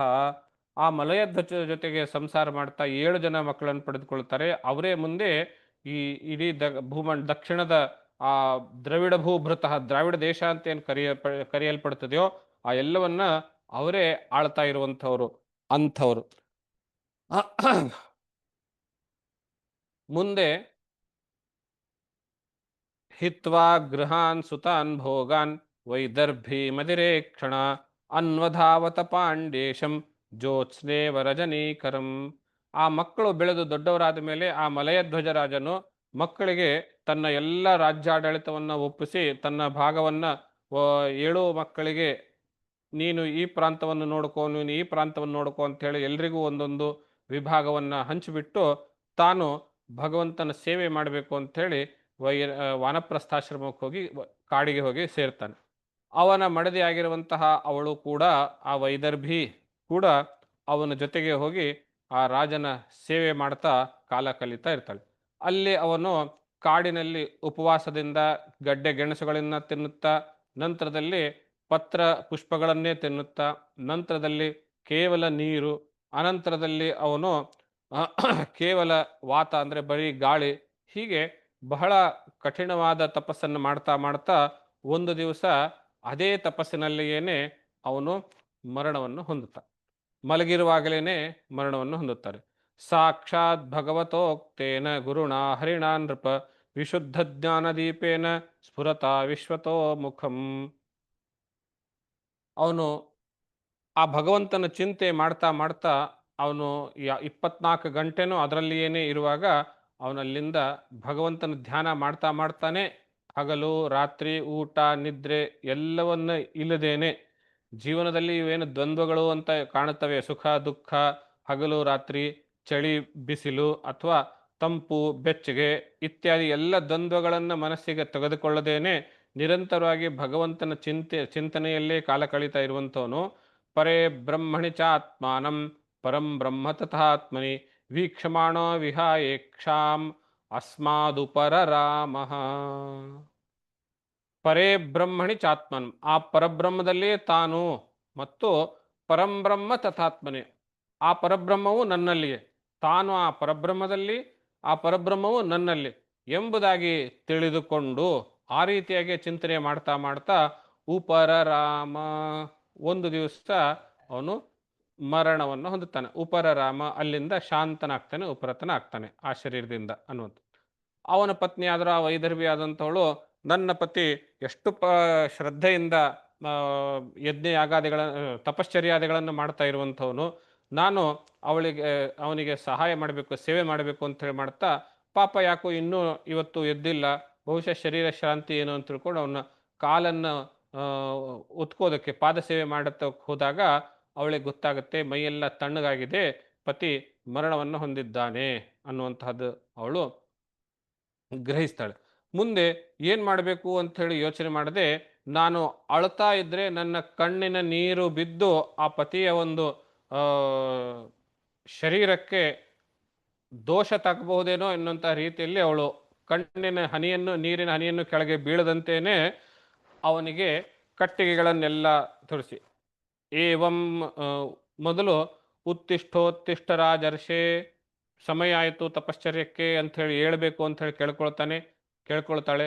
ಅದು ಇಲ್ಲದೆ ಇರುವಾಗ ವಿವಂ ವಿಲಪತಿ, ಶರೀರ ಅದನ್ನು ಮುಟ್ಟಿ ನೋಡಿದಾಗ ಪ್ರಾಣ ಹೋಯಿತು, ತಂಪಾಗಿದೆ ಅಂಥೇಳಿ ಗೊತ್ತಾದ ಮೇಲೆ ಏವಂ ವಿಲಪತಿ ಬಾಲ ವಿಪಿನೇನು ಗತಾಪತಿ ಪತಿತಾ ಪಾದಯೋರ್ಭರ್ತು ರುದಂತ್ಯಶ್ರೂಣ್ಯವರ್ತಯತ್. ಕಾಲ ಮೇಲೆ ನನ್ನ ಕಣ್ಣಿನ ನೀರು ಬೀಳಬಹುದು ಅನ್ನೋದನ್ನು ಗಮನಿಸಿ ಅಳೋದನ್ನು ತಡೆ ಹಿಡಿದುಕೊಂಡು ಚಿತಿಂ ದಾರುಮಯೀಂ ಚಿತ್ವಾ ತಸ್ಯಾಂ ಪತ್ಯುಃ ಕಳೇಬರಂ, ಕಟ್ಟಿಗೆಗಳನ್ನು ಸಂಗ್ರಹ ಮಾಡಿ ಒಂದು ಚಿತಿಯನ್ನು ಸಿದ್ಧ ಮಾಡಿ ಅವನು ಆ ಶರೀರವನ್ನು, ಕಳೇಬರವನ್ನು ಆ ಚಿತಿಯ ಮೇಲೆ ಹಾಕಿ ಆದೀಪ್ಯಚಾನುರಮಣೆ, ಅಗ್ನಿಯನ್ನು ಕೊಟ್ಟು ವಿಲಪಂತಿ ಮನೋದಧೆ, ಮನಸ್ಸಿನಲ್ಲಿಯೇ ಬಹಳ ವಿಲಾಪವನ್ನು ಮಾಡ್ತಾ ಕಳವಳ ಮಾಡ್ತಾ ಕಾಲ ಕಳೀತಾ ಇದ್ಲು. ಅಷ್ಟೊತ್ತಿಗೆ ಒಬ್ಬ ಬ್ರಾಹ್ಮಣ ಅವಳ ಎದುರುಗಡೆ ಸಿಗುತ್ತಾನೆ. ಬ್ರಾಹ್ಮಣ ಕೇಳ್ತಾನೆ ಇವಳಿಗೆ ಪ್ರಶ್ನೆ, ಕಾತ್ವಂ ಕಸ್ಯಾಸಿ ಕೋ ವಾಯಂ ಶಯಾನೋ ಯಸ್ಯ ಶೋಚಸಿ ಜಾನಾಸಿ ಕಿಂ ಸಖಾಯಂ ಮಾಂ ಏನಾಗ್ರೇ ವಿಚಚರ್ಥಃ. ಕಾತ್ವಂ, ಯಾರು ನೀನು, ಕಸ್ಯಾಸಿ ಯಾರ ಮಗಳು, ಕೋವಾ ಅಯಂ ಇಲ್ಲಿರುವಂಥವನು, ಈಗ ನೀನು ಯಾರ ಚಿತಿಗೆ ಅಗ್ನಿಯನ್ನು ಕೊಟ್ಟಿಯೋ ಅವನು ಯಾರು, ಶಯಾನೋ ಯಸ್ಯ ಶೋಚಸಿ ನೀನು ಅವನ ಬಗ್ಗೆ ಬಹಳ ದುಃಖ ಪಡ್ತಾ ಇದೆಯಲ್ಲ, ಯಾಕೆ, ಜಾನಾಸಿ ಕಿಂ ನಿನಗೇನು ಗೊತ್ತು, ಯಾಕೆ ನೀನು ದುಃಖ ಪಡ್ತಾ ಇದ್ದೀಯ ಅನ್ನೋದು ಗೊತ್ತೇನು ನಿನಗೆ, ಸಖಾಯಂ ಮಾಂ ನಾನು ಯಾರು ಅನ್ನೋದು ಗೊತ್ತೇನು ನಿನಗೆ ಅಂತ ಕೇಳಿ, ಸಖಾಯಮ್ಮಾಂ ಏನಾಗ್ರೇ ವಿಚಚರ್ತಃ, ನಾನು ನಿನ್ನ ಗೆಳೆಯ, ನೀನು ನನ್ನನ್ನೇ ಮರೆತು ಹೋಗಿದ್ದೀಯ ಕಣಲಯ್ಯ, ನಾನು ಯಾರು ಅಂತ ಗೊತ್ತಾಯ್ತೇನೆ ನಿನಗೆ ಅಂತ ಕೇಳ್ತಾನೆ. ಮುಂದಿನ ಶ್ಲೋಕದಲ್ಲಿ ಇನ್ನೂ ವಿವರಣೆ ಕೊಡ್ತಾನೆ. ಅಪಿ ಸ್ಮರಸಿ ಚಾತ್ಮಾನಂ ಅವಿಜ್ಞಾತ ಸಖಂ ಸಖೇ ಹಿತ್ವಾ ಮಾಂ ಪದಮನ್ವಿಚ್ಛನ್ ಭೌಮ ಭೋಗರತೋ ಗತಃ. ಅಪಿ ಸ್ಮರಸಿ, ನಿಂಗೆ ನೆನಪಿದೆಯಾ? ಆತ್ಮಾನಂ ಅವಿಜ್ಞಾತ ಸಖಂ ಸಖೆ, ನಾನು ನಿನ್ನ ಗೆಳೆಯ ಕಣಯ್ಯ, ಅವಿಜ್ಞಾತ ಅನ್ನುವಂಥವನು. ನನಗೆ ನೆನಪಿದೆಯಾ ನಿನಗೆ? ಇಲ್ಲ. ಹಿತ್ವಾ ಮಾಂ, ನನ್ನನ್ನು ಬಿಟ್ಟುಬಿಟ್ಟು ಪದಮನ್ವಿಚ್ಛನ್, ಒಳ್ಳೆಯ ನಗರವನ್ನ ರಾಜ್ಯವನ್ನ ಅನ್ವೇಷಣೆ ಮಾಡ್ತಾ ಮಾಡ್ತಾ ಭೌಮ ಭೋಗರತೋ ಗತಃ, ಆ ಭೋಗವನ್ನ ಅನುಸರಿಸಿ ಭೋಗದಲ್ಲಿಯೇನೆ ಅನುರಕ್ತನಾಗಿ ಹೋದೆಯಲ್ಲ ನೀನು, ನನ್ನನ್ನು ಆವಾಗಲಿಂದೇನೆ ನೀನು ಮರ್ತು ಹೋಗಿದ್ದೀಯಲ್ಲ, ನೆನಪಾಯ್ತೇನೆ ಇವಾಗ ಅಂತ ಕೇಳ್ತಾನೆ. ಸತ್ವಂ ಮಿಹ ವಿಹಾಯ ಮಾಂ ಬಂಧೋ ಗತೋ ಮತಿರ್ಮಹೀಂ ವಿಚರನ್ ಪರಮದ್ರಾಕ್ಷಿ ಕಯಾಚಿನ್ನಿರ್ಮಿತಾಂ ಸ್ತ್ರೀಯ.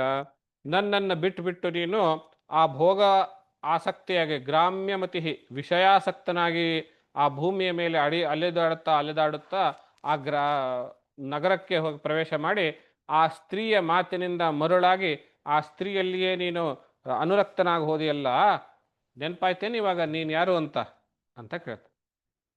ಅಂದ್ರೆ ಯಾರಿಗಿರ್ತಾನೆ ಅವನು? ಎದುರುಗಡೆ ಬಂದಂಥವನು ಆ ಪುರಂಜನನ ಪ್ರಾರಂಭದಲ್ಲಿ ಕಥೆಯಲ್ಲಿ ಹೇಳ್ತಾರಲ್ಲ, ಅವನೊಬ್ಬನ ಗೆಳೆಯ ಇರ್ತಾನೆ ಅವಿಜ್ಞಾತ ಅಂತ ಹೇಳಿ. ಅವನು ಏನು ಮಾಡ್ತಾನೆ, ಎಲ್ಲಿರ್ತಾನೆ, ಅವನ ಹೆಸರೇನು ಯಾರಿಗೂ ಗೊತ್ತಿರೋದಿಲ್ಲ, ಇವನು ಬಹಳ ಫೇಮಸ್ಸು, ಅವನು ಯಾರಿಗೂ ಗೊತ್ತಿಲ್ಲ, ಅವನ ಗೆಳೆಯ ಅಂತ. ಆ ಗೆಳೆಯನೇ ಈಗ ಇವಾಗಿಲ್ಲಿ ಭೇಟಿಯಾಗಿರ್ತಾನೆ. ನೀನು ಯಾರು ಅಂತ ಗೊತ್ತಾಯ್ತೇನು ಅಂತೆಲ್ಲ ಹೇಳಿ, ಆವಾಗ ಅವನು ಹಿಂದಿನ ಜನ್ಮದಲ್ಲಿ ಅವನು ಏನೇನು ಮಾಡಿದ ಅದನ್ನೆಲ್ಲ ನೆನಪು ಮಾಡ್ತಾನೆ.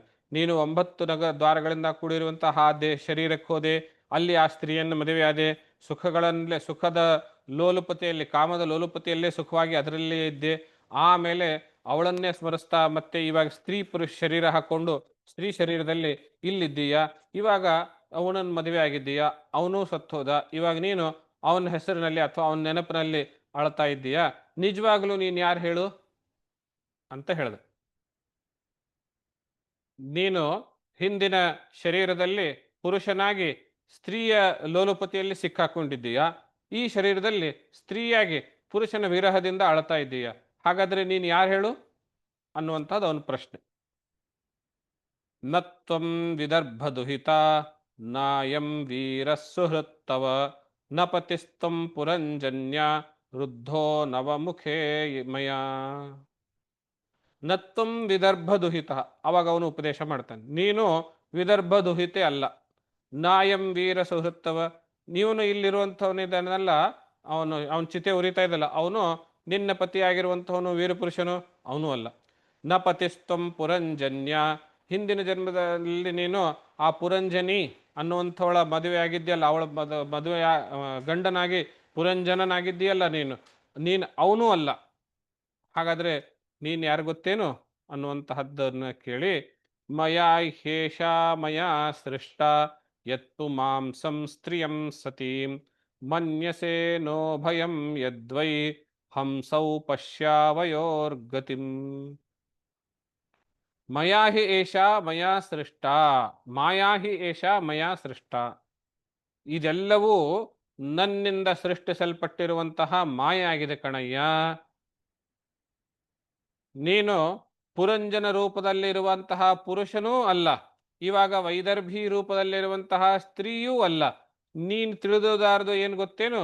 ಇದೆಲ್ಲ ಮಾಯೆ. ನೀನು ಅವಳು ಬಹಳ ಸುಂದರಿಯಾಗಿದ್ದಾಳೆ, ಹೌದು ಇದು ಅಂತೆಲ್ಲ ಅವಳನ್ನು ಮದುವೆ ಆಗಿದ್ದೆಲ್ಲ ಅದೂ ಮಾಯೆ. ಇಲ್ಲಿ ಇವನು ಬಹಳ ವೀರನಾಗಿದ್ದಾನೆ, ಭಗವದ್ಭಕ್ತನಾಗಿದ್ದಾನೆ ಅಂತೇಳಿ ಇವನು ವಿರಹದಿಂದ ಶೋಕದಗೊಂಡಿದ್ದೀಯಲ್ಲ, ಇದೂ ಮಾಯೆ. ಇವರ ಸ್ವರೂಪವನ್ನ ಹೇಳ್ತೀನಿ ಕೇಳು ಅಂತ ಹೇಳ್ತಾ ಮುಂದಿನ ಶ್ಲೋಕದಲ್ಲಿ ಹೇಳ್ತಾರೆ, ಅಹಂ ಭವಾನ್ನ ಚಾನ್ಯಸ್ತಂ ತಮೇವಾಹಂ ವಿಚಕ್ಷಭೋ ನನೌ ಪಶ್ಯಂತಿ ಕವಯಶ್ಚ ಛಿದ್ರಂ ಜಾತು ಮನಾಗಪಿ. ನಿಜ ಏನ್ ಗೊತ್ತೇನು ಅಂತ ಇವಾಗ ಹೇಳ್ತಾನೆ ತತ್ವವನ್ನ. ಅಹಂ ಭವಾನ್ ನಚಾನ್ಯಸ್ತಂ, ನಿಜವಾಗಿ ನೋಡ್ಬೇಕು ಅಂದ್ರೆ ನಾನು ನೀನು ಬೇರೆ ಅಲ್ಲೇ ಅಲ್ಲ ಕಣಯ್ಯ. ಅಹಂ ಭವಾನ್ ನ ಚಾನ್ಯಸ್ತಂ ನ ಅನ್ಯಃ ತ್ವಂ ತ್ವಮೇವಾಹಂ ವಿಚಕ್ಷಭು. ನೀನೇ ನಾನು ಕಣಯ್ಯ, ನೋಡ್ಕೋ. ನನೌ ಪಶ್ಯಂತಿ ಕವಯಃ ಛಿದ್ರಂ ಜಾತುಮನಾಗಪಿ.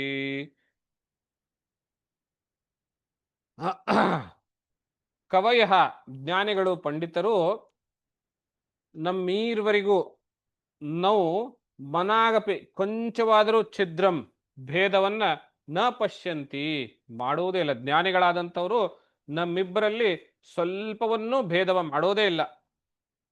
ಯಥಾ ಪುರುಷ ಆತ್ಮಾನಂ ಏಕಮಾದರ್ಶ ಚಕ್ಷುಷೋಃ ದ್ವಿಧಾ ಭೂತಮವೇಕ್ಷೇತ ತಥೈವಾಂತರಮಾವಯೋಃ. ಯಾವ ರೀತಿ ಒಬ್ಬ ಪುರುಷನನ್ನ ಕನ್ನಡಿಯಲ್ಲಿ ಎರಡಾಗಿ ನೋಡಬಹುದು, ಇನ್ನೊಬ್ಬ ಪುರುಷನಂತೆ ಒಬ್ಬನೇ ಪುರುಷನನ್ನ ಕನ್ನಡಿಯಲ್ಲಿ ಇನ್ನೊಬ್ಬನಾಗಿ ನೋಡಿ, ಅಂದ್ರೆ ಇಬ್ಬರು ಪುರುಷರಿದ್ದಾರೆ ಅನ್ನೋ ರೀತಿಯಲ್ಲಿ ಆದರ್ಶ ಚಕ್ಷುಷೋಹೋ, ಕನ್ನಡಿಯಲ್ಲಿ ನೋಡಿದಾಗ ಓಹೋ ಇಲ್ಲಿರೋನೊಬ್ನು ಅಲ್ಲಿರೋನೊಬ್ನು ಅಂತ ಯಾವ ರೀತಿ ಕಾಣ್ತಾರೋ, ನಮ್ಮಿಬ್ಬರ ಸಂಬಂಧವು ಹಾಗೆ. ತಥೈವಾಂತರ ಮಾವಯೋಹ, ನಮ್ಮಿಬ್ಬರಲ್ಲಿರೋ ಭೇದನೂ ಅದೇನೆ. ಏನ್ ಭೇದ? ಕನ್ನಡಿ ಅನ್ನುವಂತಹ ಭೇದ. ನಿಜವಾಗ್ಲೂ ನಾನು ನೀನು ಬೇರೆ ಬೇರೆ ಅಲ್ವೇ ಅಲ್ಲ. ಏವಂ ಸ ಮಾನಸೋ ಹಂಸೋ ಹಂಸೇನ ಪ್ರತಿಬೋಧಿತಃ ಸ್ವಸ್ಥ್ಯಸ್ತದ್ವ್ಯಭಿಚಾರೇಣ ನಷ್ಟಾವಾಪ ಪುನಃಸ್ಮೃತಿಂ. ಏವಂ ಸ ಮಾನಸಃ ಹಂಸಃ ಸಹ ಮಾನಸೋ ಹಂಸಃ ಹಂಸೇನ ಪ್ರತಿಬೋಧಿತಃ. ಈ ಪ್ರಕಾರವಾಗಿ ಆ ಮಾನಸ ಹಂಸವು ಈ ಮಾನಸ ಹಂಸದಿಂದ ಪ್ರತಿಬೋಧಿತಃ ಉಪದೇಶಿಸಲ್ಪಟ್ಟಿತು. ಸ್ವಸ್ಥಸ್ತದ್ವ್ಯಭಿಚಾರೇಣ, ಆದರೆ ಅವನು ತನ್ನ ವ್ಯಭಿಚಾರ ಅಂದ್ರೆ ಒಂದೇ ಕಡೆ ನೆಲೆ ನಿಲ್ಲದೇನೆ ಆ ಊರು ಬೇಕು, ಅಲ್ಲಿ ಚೆನ್ನಾಗಿದೆ ಇಲ್ಲಿ ಚೆನ್ನಾಗಿದೆ ಅಂತ ಹೇಳಿ ಅಲ್ಲಾಡ್ಕೊಂಡು ಹೋಗ್ತಾ ಇದ್ನಲ್ಲ, ಹಾಗೆ ಆ ವ್ಯಭಿಚಾರದಿಂದ ಅಂತಂದ್ರೆ ಅಗಲಿಕೆಯಿಂದ, ಇವನ ಯಾರ ಅಗಲಿಕೆಯಿಂದ? ಈ ಅವಿಜ್ಞಾತನ ಅಗಲಿಕೆಯಿಂದ ನಷ್ಟಾಂ ಸ್ಮೃತಿಂ, ಎಲ್ಲವನ್ನ ಮರ್ತೋಗಿದ್ದ. ಏನು ಅಂತ? ನಾನು ನೀನು ಒಂದೇ ಅನ್ನೋದನ್ನ ಮರ್ತೋಗಿದ್ದ. ಮರ್ತೋಗಿ ಅಷ್ಟೆಲ್ಲ ಗಂಡು ಜನ್ಮ ಆ ಸ್ತ್ರೀನಲ್ಲಿ ವ್ಯಾಮೋಹಗೊಳ್ಳೋದು, ಈ ಹೆಣ್ಣು ಜನ್ಮ ಆ ಪುರುಷನಲ್ಲಿ ವಿರಹದಕ್ಕಲ್ಲಿ ಶೋಕ ಪಡೋದು, ಈ ಎಲ್ಲವನ್ನ ಅನುಭವಿಸಿ ಇವಾಗ ಮತ್ತೆ ಪುನಃ ನೆನಪಿಯನ್ನ ಪುನಃಸ್ಮೃತಿ, ಮತ್ತೆ ಪುನಃ ಆ ನೆನಪನ್ನ ಪಡೆದುಕೊಂಡ. ಈ ಕಥೆಯನ್ನ ನಾರದರು ಪ್ರಾಚೀನ ಬರ್ಹಿಗೆ ಹೇಳಿ, ಬರ್ಹಿಷ್ಮನ್ನೇತದಧ್ಯಾತ್ಮಂ ಪಾರೋಕ್ಷೇಣ ಪ್ರದರ್ಶಿತಂ ಯತ್ಪರೋಕ್ಷ ಪ್ರಿಯೋ ದೇವೋ ಭಗವಾನ್ ವಿಶ್ವಭಾವನಃ. ಹೇ ಬರ್ಹಿಷಿಯೇ, ಪ್ರಾಚೀನ ಬರ್ಹಿಯೇ, ಅಧ್ಯಾತ್ಮ ಅನ್ನುವಂತಹದ್ದು ನಾನು ನಿನಗೆ ಪರೋಕ್ಷವಾಗಿ ಹೇಳಿದ್ದೇನೆ. ಯಾಕೆಂದ್ರೆ ದೇವತೆಗಳು ಕೂಡ ಪರೋಕ್ಷದಿಂದಲೇನೆ ಬಹಳ ಸುಖವಾಗ್ತಾರೆ ಅನ್ನುವಂತಹ ಒಂದು ಯಜುರ್ವೇದದ ಮಂತ್ರ ಇದೆ. ಪರೋಕ್ಷ ಪ್ರಿಯ ಇವಹಿ ದೇವಾಹ ಅನ್ನುವಂತಹ ಆ ಮಂತ್ರವನ್ನ ಇಲ್ಲಿ ನೆನಪಿಸಿಕೊಂಡು ನಿನಗೆ ನೇರವಾಗಿ ಅಧ್ಯಾತ್ಮ ತತ್ವವನ್ನು ಹೇಳದೆ ಈ ಕಥೆಯ ಮೂಲಕವಾಗಿ ಪರೋಕ್ಷವಾಗಿ ನಿನಗೆ ಅಧ್ಯಾತ್ಮ ತತ್ವವನ್ನ ಹೇಳ್ತಾ ಇದ್ದೀನಿ ಅನ್ನುವಂತಹದ್ದನ್ನ ಆ ನಾರದರು ಪ್ರಾಚೀನ ಬರಿಹಿಗೆ ಈ ಪುರಂಜನೋಪಾಖ್ಯಾನದ ಕಥೆಯನ್ನು ಹೇಳಿದರು. ಈಗ ಸುಮಾರು 45-50 ನಿಮಿಷಗಳಿಂದ ನೀವು ಬಹಳ ಶ್ರದ್ಧೆಯಿಂದ ಈ ಕಥೆಯನ್ನ ಕೇಳ್ತಾ ಇದ್ದೀರಿ. 1-2 ನಿಮಿಷದಲ್ಲಿ ಈ ಕಥೆಯಲ್ಲಿರುವಂತಹ ಪುರಂಜನ ಮತ್ತು ಅವಿಜ್ಞಾತ ಯಾರು ಅಂತ ತಮಗೆ ಗೊತ್ತಾಯ್ತೇನು? ಯಾರಾದ್ರೂ ಹೇಳಬಹುದಾ? ಮನುಷ್ಯ ಮತ್ತೆ ಅಂದ್ರೆ ಶರೀರ ಮತ್ತೆ ಆತ್ಮನ ಆಚಾರ್ಯ. ಸರಿ, 9 ಭಾಗಗಳು ಅಂತ ಬರುವಾಗ 9 ರಂಧ್ರಗಳು ಅಂತ ತಗೋಬೋದಾ ನಮ್ದು? ಕರೆಕ್ಟು.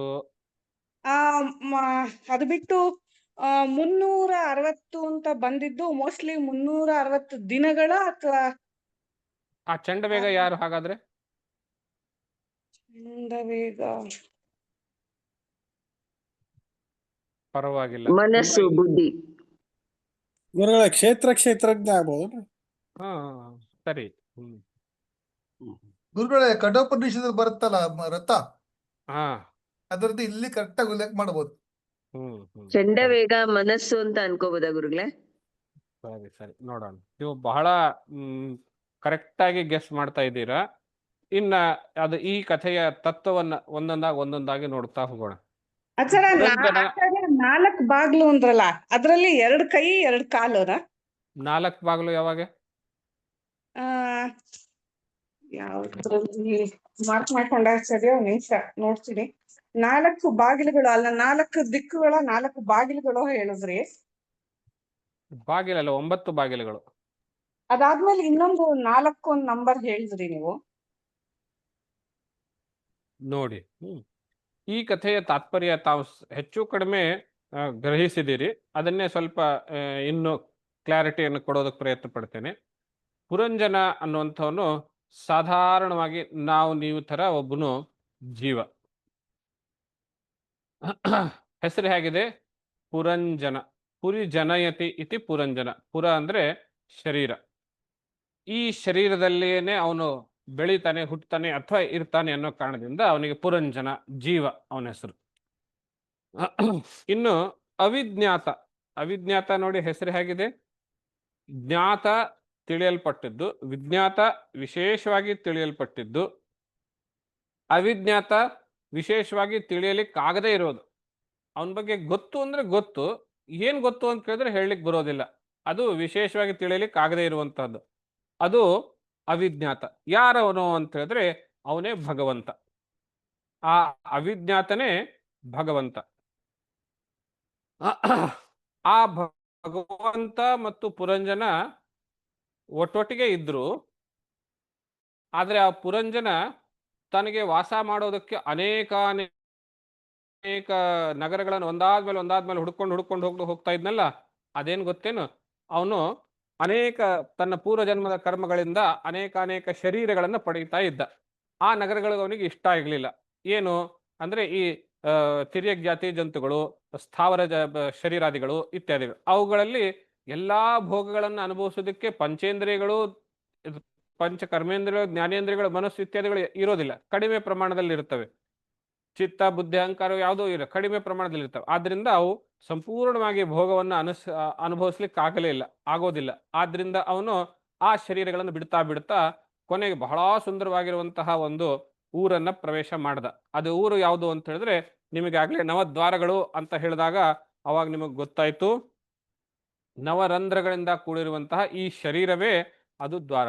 ಅಂದ್ರೆ ಅವನು ಜೀವನು ಯಾವುದೋ ಜನ್ಮದ ಪುಣ್ಯ ಪ್ರಭಾವದಿಂದ ಮನುಷ್ಯ ಶರೀರವನ್ನ ಪಡೆದ. ಮನುಷ್ಯ ಶರೀರವನ್ನ ಪಡೆದ ಮೇಲೆ ಒಬ್ಳು ಯದೃಚ್ಛಯಾಗತಂ, ಅಕಸ್ಮಾತ್ತಾಗಿ ಬಂದಿರುವುದು ಅಂತ. ಯದೃಚ್ಛಯ ಅಕಸ್ಮಾತ್ತಾಗಿ ಅಂತ ಹೇಳಿದ್ರೆ ಮತ್ತೆ ಪುನಃ ಪೂರ್ವ ಜನ್ಮ ಕರ್ಮದ ಪ್ರಭಾವದಿಂದ ಅವನಿಗೆ ಸಿಕ್ಕಂತಹ. ಯದೃಚ್ಛಯ ಅಂತ ಹೇಳಿದ್ರೆ ಅಕಸ್ಮಾತ್ತಾಗಿ ಅಂತ ಹೇಳಿದ್ರೆ ಪೂರ್ವಜನ್ಮ ಪ್ರಭಾವದಿಂದ ಅನ್ನುವಂಥದ್ದು. ಆ ಪೂರ್ವ ಜನ್ಮದ ಯಾವ ಪುಣ್ಯನೋ ಯಾವುದೋ ಕಾರಣದಿಂದ ಅವನಿಗೆ, ಅಂದ್ರೆ ಇಲ್ಲಿ ಪುನಃ ಸತಿಪತಿಯರ ಒಂದು ಏನೇ ವಿವಾಹ, marriages are made in heaven ಅಂತ ಹೇಳ್ತಾರಲ್ಲ, ಅದೇ ಅಂಶ ಇಲ್ಲಿ ಯದೃಚ್ಛಯ ಅನ್ನುವಂಥದ್ದು. ಪೂರ್ವ ಜನ್ಮದಿಂದ ನಾವು ಋಣಾನುಬಂಧ ರೂಪೇಣ ಅಂತ ಹೇಳ್ತೀವಲ್ಲ, ಹಾಗೆ ಅವಳು ಅವನಿಗೆ ಸಿಕ್ಕಿದ್ಲು. ಅವಳ ಜೊತೆಗೆ ಇರುವಂತಹದ್ದು 10 ಜನ ಸೇವಕರು. ಆ 10 ಜನ ಸೇವಕರು ಯಾರು? ಪಂಚ ಜ್ಞಾನೇಂದ್ರಿಯಗಳು, ಪಂಚ ಕರ್ಮೇಂದ್ರಿಯಗಳು. ಮತ್ತು ಆ 5 ಹೆಡೆಯಿಂದ ಕೂಡಿರುವಂತಹ ಆ ಒಂದು ಸರ್ಪ ಅವಳನ್ನ ರಕ್ಷಣೆ ಮಾಡ್ತಾ ಇದೆ. 5 ಹೆಡೆಯಿಂದ ಕೂಡಿರುವಂತಹದ್ದು ಅಂದ್ರೆ 5 ವೃತ್ತಿಗಳಿಂದ ಕೂಡಿರುವಂತಹ ಪ್ರಾಣ. ಆ ಪ್ರಾಣ ಇವಾಗ ಅವಳು ಯಾರು ಹೇಳಿ? ಇದು ಪಂಚೇಂದ್ರಿಯಗಳು ಅಲ್ಲ, ಅವಳು ಸೇವೆಯಲ್ಲಿರುವಂತವರು ಪಂಚೇಂದ್ರಿಯಗಳು, ಪಂಚ ಕರ್ಮೇಂದ್ರಿಯ, ಪಂಚ ಜ್ಞಾನೇಂದ್ರಿಯಗಳು. ಒಬ್ಬೊಬ್ಬರಲ್ಲಿ 100 ಜನ ಸೈನಿಕರು, ಆಳುಗಳು ಅಂತ ಹೇಳಿದ್ರೆ ಅವು ಆ ಇಂದ್ರಿಯಗಳ ವೃತ್ತಿಗಳು. ಪಂಚೇಂದ್ರಿಯ, ಕರ್ಮೇಂದ್ರಿಯ, ಜ್ಞಾನೇಂದ್ರಿಯಗಳ ವೃತ್ತಿಗಳು. ಅವರು 5 ಹೆಡೆಯಿಂದ ಕೂಡಿರುವಂತಹದ್ದು ಅಂತ ಹೇಳಿದ್ರೆ ಅದು ಒಂದು ಪ್ರಾಣ, ಪಂಚಪ್ರಾಣಗಳು ಅಂತ ಹೇಳ್ತೀವಲ್ಲ. 5 ವೃತ್ತಿಗಳಿಂದ ಕೂಡಿರುವಂತಹ ಪ್ರಾಣವೇ. ಅಂದ್ರೆ ಅದು ಪ್ರಾಣ, ಅಪಾನ, ವ್ಯಾನ, ಉದಾನ, ಸಮಾನ ಇರೋದು ಒಂದೇ ಪ್ರಾಣ. ಈಗ ಇಷ್ಟು ಹೇಳಿದ ಮೇಲೆ ಅವಳು ಯಾರು ಹೇಳಿ? ಮನಸ್ಸು ಗುರುಗಳೇ. ಮನಸ್ಸು. ಅದನ್ನ ನಾವು ಬುದ್ಧಿ ಅಂತ ಹೇಳ್ಬೋದು. ಇಲ್ಲಿ ಅವಳು ಅಂತ ಹೇಳಿರೋದ್ರಿಂದ, ಸ್ತ್ರೀಲಿಂಗದಲ್ಲಿ ಇರೋದ್ರಿಂದ ಬುದ್ಧಿ ಅಂತ ತೆಗೆದುಕೊಳ್ಬಹುದು ನಾವು,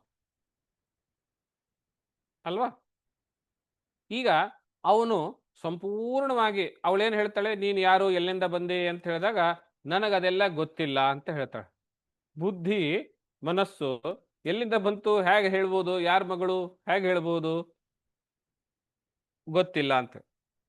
ಜೊತೆಯಾಗಿರೋದು ಅಂತ ಹೇಳಿದ್ರೆ ಕರ್ಮೇಂದ್ರಿಯ ಜ್ಞಾನೇಂದ್ರಿಯ ಮನಸ್ಸೇಂದ್ರಿಯಗಳಿಗೆ ಇರೋದಕ್ಕೆ ಆಶ್ರಯದಕ್ಕೆ ಶರೀರ ಅನ್ನೋದೊಂದು ಬೇಕು. ಆ ಶರೀರ ನವದಲ್ಲಿ ಇಬ್ರು, ಆ ಜೀವ ಮತ್ತು ಬುದ್ಧಿ ಜೊತೆಜಾತಿಯಾಗಿ ಆ ಶರೀರದಲ್ಲಿ ವಾಸವಾಗಿದ್ರು.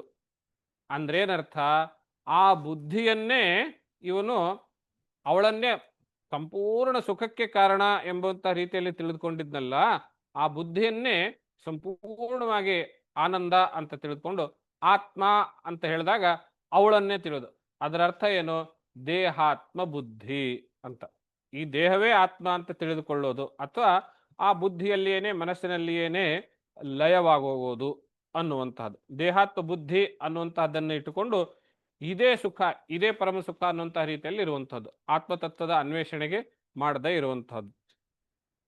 ಇನ್ನು ಅವನು ಬೇರೆ ಬೇರೆ ದ್ವಾರಗಳಿಂದ ಬೇರೆ ಬೇರೆ ಲೋಕಕ್ಕೆ, ನಗರಗಳಿಗೆ ಹೋಗಿ ಬರ್ತಾ ಇದ್ದ ಅಂತ ಹೇಳಿದ್ರೆ, ಅವನು ಆ ಇಂದ್ರಿಯಗಳಿಂದ, ಜ್ಞಾನೇಂದ್ರಿಯಗಳಿಂದ ಅನೇಕ ವಿಷಯಗಳನ್ನ ನೋಡಿ ವಿಷಯ ಸುಖವನ್ನ ಅನುಭವಿಸ್ತಾ ಇದ್ದ ಅನ್ನುವಂಥದ್ದು. ಇನ್ನು ಅವನು ಮೃಗಯ ವಿಹಾರಕ್ಕೆ ಹೋಗಿದ್ದ ಅಂತ ಹೇಳಿದ್ರೆ, ಅವನು ಸ್ವಪ್ನದಲ್ಲಿ ಹೋಗಿದ್ದ. ಆ ಸ್ವಪ್ನದಲ್ಲಿ ಹೋಗಿದ್ದ ಅಂತ ಹೇಳಿದ್ರೆ, ಅವನ ಸ್ವಪ್ನದಲ್ಲಿ ಅವನು ಏನೇನೇನೇನು ಅಂದ್ಕೊಂಡಿರ್ತಾನೋ ಅಲ್ಲಿರ್ತಾನೆ. ಅವಳು ಬಂದ ತಕ್ಷಣ ಅವಳು ಕಾಣೋದಿಲ್ಲ ಅವನಿಗೆ. ಅವನು ಸ್ವಪ್ನದಲ್ಲಿದ್ದಾಗ ಆ ಮೃಗ, ನಮಗೆ ಏನು ಖುಷಿ ಆಗುತ್ತೋ ಅಲ್ಲಿರ್ತೇವೆ. ಅಲ್ಲಿ ಅವನ ಹೆಂಡತಿ ಅಲ್ಲಿ ಸ್ವಪ್ನದಲ್ಲಿ ಕಾಣೋದು. ಯಾಕೆಂದ್ರೆ ಅದು ಅವನ ಸ್ವಪ್ನ ತಾನೆ, ಮನಸ್ಸಿನಿಂದ ಹುಟ್ಟಿರುವಂತಹದ್ದು. ಅವನು ಸ್ವಪ್ನದಲ್ಲಿರೋದ್ರಿಂದ ಅವಳು ಕಾಣೋದಿಲ್ಲ ಅವನಿಗೆ. ಅವಳೇ ಆ ಸ್ವಪ್ನಕ್ಕೆ ಅವಳೇ ಮೂಲ ಕಾರಣ, ಆದ್ರಿಂದ ಅವಳಲ್ಲಿ ಅದರಲ್ಲಿ ಇರೋದಿಲ್ಲ. ಆದ್ರಿಂದ ಅವನ ಕಾರಣ ಅಲ್ಲಿ ಕಾಣಿಸ್ಲಿಲ್ಲ ಬಂದ ತಕ್ಷಣ. ಆಮೇಲೆ ಪುನಃ ಎಚ್ಚರವಾದಾಗ ಅವನಿಗೆ ಅನುನಯಗೊಂಡು ಮತ್ತೆ ಅವನಿಗೆ ಶರಣಾಗತ ಅಂತ ಹೇಳಿದ್ರೆ, ಪುನಃ ಎಚ್ಚರವಾಗಿ ಅವನು ಸ್ತ್ರೀಯಲ್ಲಿಯೇನೆ ಮತ್ತೆ ಅನುರಕ್ತನಾಗಿದ್ದ ಅನ್ನುವಂಥದ್ದು ಪಾಯಿಂಟ್. ಅವಳು ಕುಡಿದಾಗ ಇವನು ಕುಡಿಯೋದು, ಅವನು ನಿಂತಾಗ ಅವಳು ನಿಂದಿರೋದು, ಎಲ್ಲ ಮಾತುಗಳು ಏನನ್ನು ಹೇಳ್ತವೆ ಅಂದ್ರೆ, ಸಂಪೂರ್ಣ ಮನಸ್ಸು ಬುದ್ಧಿಯನ್ನು ತನ್ನ ಹಿತದ ಅಂಕೆಯಲ್ಲಿ ಇಟ್ಕೊಳ್ಳೋದೇನೆ ಸಂಪೂರ್ಣವಾಗಿ ತನ್ನ ಶರಣಾಗತೆಯನ್ನು ಮನಸ್ಸಿಗೆ, ತನ್ನ ಕಂಟ್ರೋಲ್ ಅನ್ನು ಮನಸ್ಸಿಗೆ ಕೊಟ್ಟು ಬಿಟ್ಟಿದ್ದ ಅನ್ನುವಂತಹದ್ದು. ಆಮೇಲೆ ಆ ಚಂಡವೇಗ ಅನ್ನುವಂಥ, ಇವನು ರಾಜ್ಯಾಡಳಿತದಲ್ಲಿ ಗಮನ ಹಳಿಸಲಿಲ್ಲ ಅಂತ ಹೇಳಿದ್ರೆ, ಈ ಮನುಷ್ಯ ಶರೀರ ಅನ್ನುವಂಥದ್ದು ಪಡೆದುಕೊಂಡ ಮೇಲೆ ಆ ಮನುಷ್ಯ ಶರೀರಕ್ಕೆ ಕರ್ತವ್ಯಗಳು ಅಂತ ಏನೇನಿದೆ, ವರ್ಣಾಶ್ರಮ ಧರ್ಮಗಳು ಅಂತ ಏನಿದೆ, ಆ ಯಾವುದನ್ನು ಅವನು ಪಾಲಿಸ್ತಾ ಇರಲಿಲ್ಲ ಅಂತ. ರಾಜ್ಯಾಡಳಿತದ ಗಮನ ಹರಿಸಲಿಲ್ಲ ಅಂದ್ರೆ ಕರ್ತವ್ಯಗಳನ್ನು ಮಾಡಲಿಲ್ಲ. ಮನುಷ್ಯ ಶರೀರ ಪಡೆದುಕೊಂಡ ಮೇಲೆ ಶರೀರಕ್ಕೆ ತಕ್ಕಂತೆ ಏನೇನು ಕರ್ತವ್ಯಗಳಿರ್ತವೆಯೋ ಆ ಎಲ್ಲ ಕರ್ತವ್ಯಗಳನ್ನು ಮಾಡಲಿಲ್ಲ ಅನ್ನುವಂಥದ್ದು. ಆಮೇಲೆ ಚಂಡವೇಗ ಅನ್ನುವಂತಹದ್ದು ಅವನ ಮೇಲೆ ಆಕ್ರಮಣ ಮಾಡುತ್ತವಂಥದ್ದು. ಚಂಡವೇಗ ಅನ್ನುವಂತಹದ್ದು ಕಾಲ 360 ಸೈನಿಕರು ಅಂತ ಹೇಳಿದ್ರೆ 360 ದಿನಗಳು. ಅವನ ಮಗಳು ಕಾಲಕನ್ಯೆ ಅಂತ ಹೇಳಿದ್ರೆ ಅದು ಮರಣ. ಯವನ ಅಂತ ಹೇಳಿದ್ರೆ ಯಮ. ಮರಣ, ಯಮ. ಮೊದಲು ಚಂಡವೇಗ ಕಾಲ ಅವನ ಮೇಲೆ ಆಕ್ರಮಣ ಮಾಡ್ತದೆ. 360 ಸೈನಿಕರು ದಿವಸಗಳು ಹಗಲು ರಾತ್ರಿ ಸೇರಿಸಿಬಿಟ್ಟು ಅವನಿಗೆ ಕಾಲ ಅವನ ಮೇಲೆ ಆಕ್ರಮಣ ಮಾಡಿದರೆ ಮರಣ ಬರ್ತದೆ. ಮರಣ ಬಂದು ಯಮನ ಹತ್ರ ಕರೆದುಕೊಂಡು ಹೋಗ್ತದೆ. ಕತ್ತಲೆ ಕೋಣೆಯಲ್ಲಿ ಅವನನ್ನು ಬಂಧಿಸಿಡ್ತಾರೆ ಅಂತ ಹೇಳಿದ್ರೆ ಅವನು ನರಕಾದಿಗಳಲ್ಲಿ ಶಿಕ್ಷೆಯನ್ನ ಅನುಭವಿಸ್ತಾ ಇರ್ತಾನೆ. ಕೊನೆಗೆ ಅವನು ಮರಣ ಹೊಂದುವಾಗ ಆ ಸ್ತ್ರೀಯನ್ನೇ ನೆನಪಿಸ್ತಾ ಇದ್ದಾಗ ಪುನಃ ಸ್ತ್ರೀ ಶರೀರವನ್ನು ಪಡೀತಾನೆ ಅನ್ನುವಂಥದ್ದು. ಸ್ತ್ರೀ ಶರೀರವನ್ನು ಪಡೀತಾನೆ ಎನ್ನುವ ಪಾರ್ಟ್ ಯಾತಕ್ ಬೇಕಿತ್ತು ಅಂತ ಹೇಳಿದ್ರೆ, ನೀನು ಪುರುಷನೂ ಅಲ್ಲ, ನೀನು ಸ್ತ್ರೀಯೂ ಅಲ್ಲ ಎನ್ನುವಂತಹ ತತ್ವವನ್ನ ಹೇಳಿಕೊಡ್ಬೇಕಾಗಿದೆ. ಆ ಕಾರಣದಿಂದ ಅವನ ಗೆಳೆಯ ಇನ್ನು ಅದೇ ಜನ್ಮದಲ್ಲಿದ್ದಾನೆ. ಇವನು ಆ ಪುರುಷ ಶರೀರ ಬಿಟ್ಟು ಸ್ತ್ರೀ ಶರೀರ ಪಡ್ಕೊಂಡು ಅವನಲ್ಲಿ ಹೋದ್ಲು. ಮುಂದೆ ಅವಳು ವೈದರ್ಭಿ ಅನ್ನುವಂಥವಳು ಆ ಮಲಯಧ್ವಜನನ್ನ ಮದುವೆಯಾಗಿ 7 ಜನ ಮಕ್ಕಳನ್ನ ಪಡೆದ್ರು ಅಂತ ಬರುತ್ತಲ್ಲ. 7 ಜನ ಮಕ್ಕಳು ಯಾರವರು ಅಂತ ಹೇಳಿದ್ರೆ, ದಕ್ಷಿಣದ ಪಾಂಡ್ಯ ರಾಜನ ಅಂತ ಹೇಳ್ತಾರೆ. ಪಾಂಡ್ಯ ಅಂದ್ರೆ ದಕ್ಷಿಣ, ದ್ರವಿಡ ದೇಶದಲ್ಲಿ. ನೀವು ಭಾಗವತದ ಮಹಾತ್ಮೆ ಕಥೆಯನ್ನ ನೆನಪು ಮಾಡ್ಕೊಳ್ಳಿ. ಭಕ್ತಿ ಹುಟ್ಟಿದ್ದೆಲ್ಲಿ ನೆನಪಾಯ್ತಾ? ದ್ರವಿಡ ದೇಶದೇ ಹುಟ್ಟಿದೆ. ಉತ್ಪತ್ತಿಂ ದ್ರವಿಡೇ ದೇಶೇ ಕರ್ನಾಟಕೇ ವರ್ಧತಾಂಗತ ಅಂತ ಹೇಳ್ತಾಳೆ. ದ್ರವಿಡ ದೇಶದಲ್ಲಿ ಹುಟ್ಟಿ ಕರ್ನಾಟಕದ ಪ್ರಾಂತದಲ್ಲಿ ಬೆಳೆದು ಗೂರ್ಜರ ಪ್ರಾಂತದಲ್ಲಿ ಸ್ವಲ್ಪ ಆಮೇಲೆ ವೃಂದಾವನಕ್ಕೆ ಹೋದ್ಮೇಲೆ ಮತ್ತೆ ನಾನು ಯವನವನ್ನು ಪಡ್ಕೊಂಡೆ ಅಂತ ಹೇಳ್ತಾರೆ. ಅವು ಮಲಯಧ್ವಜನಿಗೆ ಮದುವೆ ಆದ್ಲು ಅಂತ ಹೇಳಿದ್ರೆ ಆ ಭಕ್ತಿ ಅನ್ನುವಂತಹ ಅದಕ್ಕೆ ಮದುವೆಯಾಗಿ ಅವನ ಮಕ್ಕಳು ಯಾರ್ಯಾರು ಅಂತ ಹೇಳಿದ್ರೆ ಶ್ರವಣ, ಮನನ, ಕೀರ್ತನ ಅನ್ನುವಂತಹ ನವವಿಧ ಭಕ್ತಿಗಳೇನಿದ್ದಾವೆ ಅದರಲ್ಲಿ 7 ತೆಗೆದುಕೊಂಡಿದ್ದಾರೆ ಇಲ್ಲಿ.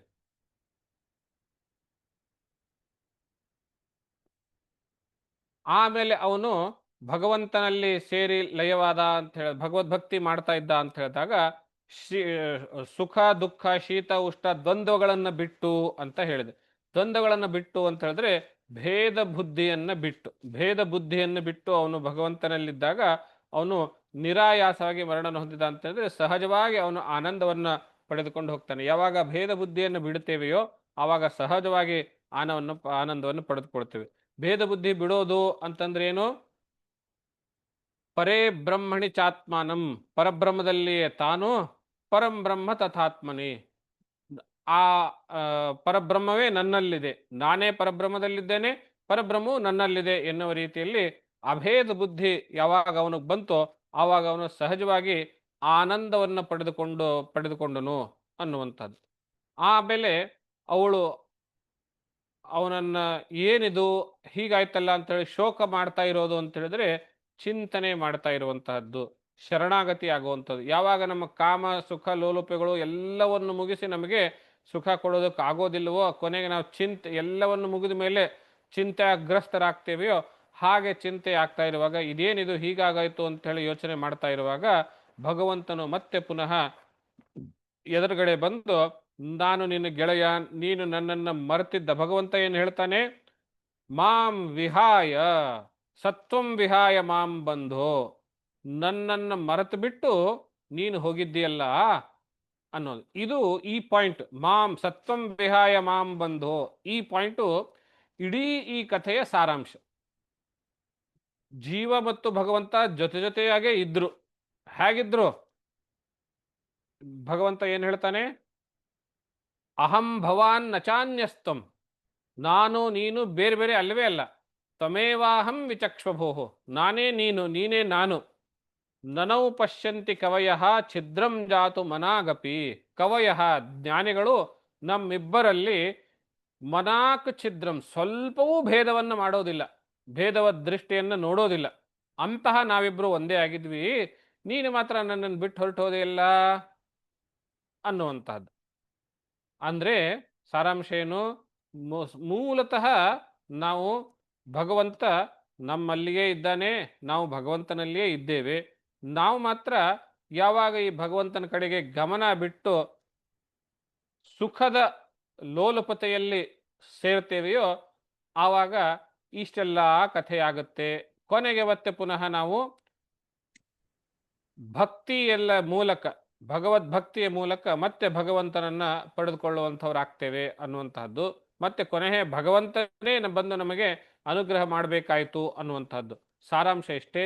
ಜೀವ ಭಗವಂತ ಒಟ್ಟೊಟ್ಟಿಗೆ ಇದ್ದು ಒಬ್ಬರೇ ಇಬ್ರು ಅನ್ನುವಂತಹ ರೀತಿಯಲ್ಲಿ, ಹೇಗೆ ಒಂದೇ ಕನ್ನಡಿಯಲ್ಲಿ ಪ್ರತಿಬಿಂಬ 2 ಅನ್ನುವಂತಹ ರೀತಿಯಲ್ಲಿ ನೋಡ್ತಾರೆಯೋ, ಹಾಗಿದ್ದಾಗ ನಾವು ಭಗವಂತನ ನಾಮಸ್ಮರಣೆಯನ್ನ ಅಥವಾ ಭಗವಂತನ ಸ್ಮರಣೆಯನ್ನು ಬಿಟ್ಟು ಸುಖಕ್ಕೋಸ್ಕರ ಅರಸಿ ಹೋಗುವಂತಹ ಕಥೆಯೇನೆ, ಅರಸಿ ಹೋದರೆ ಏನಾಗುತ್ತೆ ಅನ್ನುವಂತಹ ಕಥೆಯೇನೆ ಈ ಪುರಂಜನೋಪಾಖ್ಯಾನ ಅನ್ನುವಂತಹದ್ದು ತಾವು ಗಮನಿಸ್ಬೇಕು.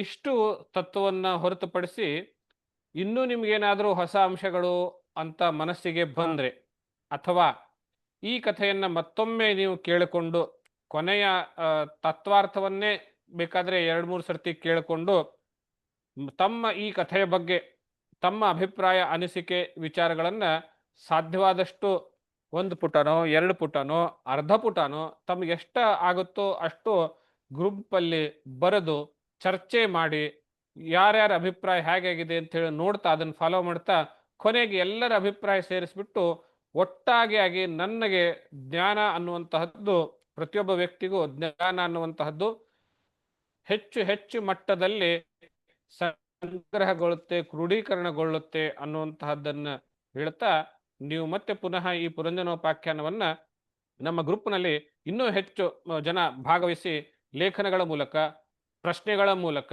ಚರ್ಚೆಯನ್ನು ಮುಂದುವರಿಸಬೇಕು ಅಂತ ಕೇಳ್ತಾ ಇವತ್ತಿನ ಪಾಠವನ್ನ ಇಲ್ಲಿ ಮುಗಿಸ್ತೇವೆ. ಈ ಪುರಂಜನೋಪಾಖ್ಯಾನಕ್ಕೆ ಸಂಬಂಧಪಟ್ಟಂತೆ ಏನಾದರೂ ಕೇಳಬೇಕು, ಸಂದೇಹಗಳು ಅನ್ನುವಂತಹದ್ದಾದ್ರೆ ಗ್ರೂಪಲ್ಲಿ ಬರೀರಿ.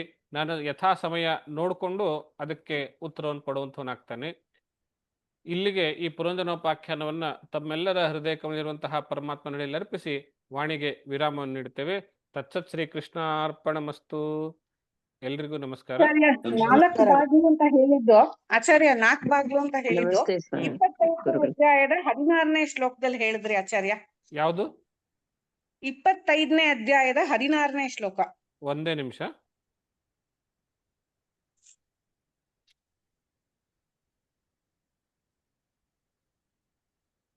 ಹಾ, ಸಭಾ ಚತ್ವಾರ ರಥ್ಯಾಭಿಃ ಆಕ್ರೀಡಾಯಾತನೋಪಕರಣೈಃ. ಆ ನಗರದಲ್ಲಿ, ಅವನು ಸೆಲೆಕ್ಟ್ ಮಾಡಿರುವಂತಹ ನಗರದಲ್ಲಿ 4 ಚೌಕಗಳಿಂದ ಚೌಕದಿಂದ ಕೂಡಿರುವಂತಹದ್ದು ಅನ್ನುವಂತಹದ್ದಿದೆ. ಇಲ್ಲಿ 4 ಚೌಕ ಅಂತ ಹೇಳಿದ್ರೆ 4, 2 ಒಳಗ್ ಬರೋದಕ್ಕೆ, 2 ಹೊರಗೆ ಹೋಗೋದಕ್ಕೆ ಬಾಗಿಲುಗಳಿಂದ ಕೂಡಿರುವಂತಹ ಹೃದಯ. ಓಕೆ, ನಾನು ಕೈ ಕಾಲು ಅನ್ಕೊಂಡ್ಬಿಟ್ಟೆ. ಇಲ್ಲ, ಹೃದಯವೇ ಅದು ಚೌಕ. ಆಮೇಲೆ ಆ ಮಾರ್ಗಗಳು, ನಾಡಿಗಳು, ರಕ್ತ ಹರಿಯೋದಕ್ಕಿರುವಂತಹ ನಾಡಿಗಳು, ಅಂಗಡಿಗಳು, ಇಂದ್ರಿಯಗಳು, ಆಗ್ಲಿ ಆಚಾರ್ಯ. ಧ್ವಜ ಪತಾಕೆಗಳು, ಕಾಲು ಕೈಗಳು. ಗುರುಗಳೇ, ಒಂದ್ ಪ್ರಶ್ನೆ ಕೇಳ್ಬೇಕಾಯ್ತು ಗುರುಗಳೇ.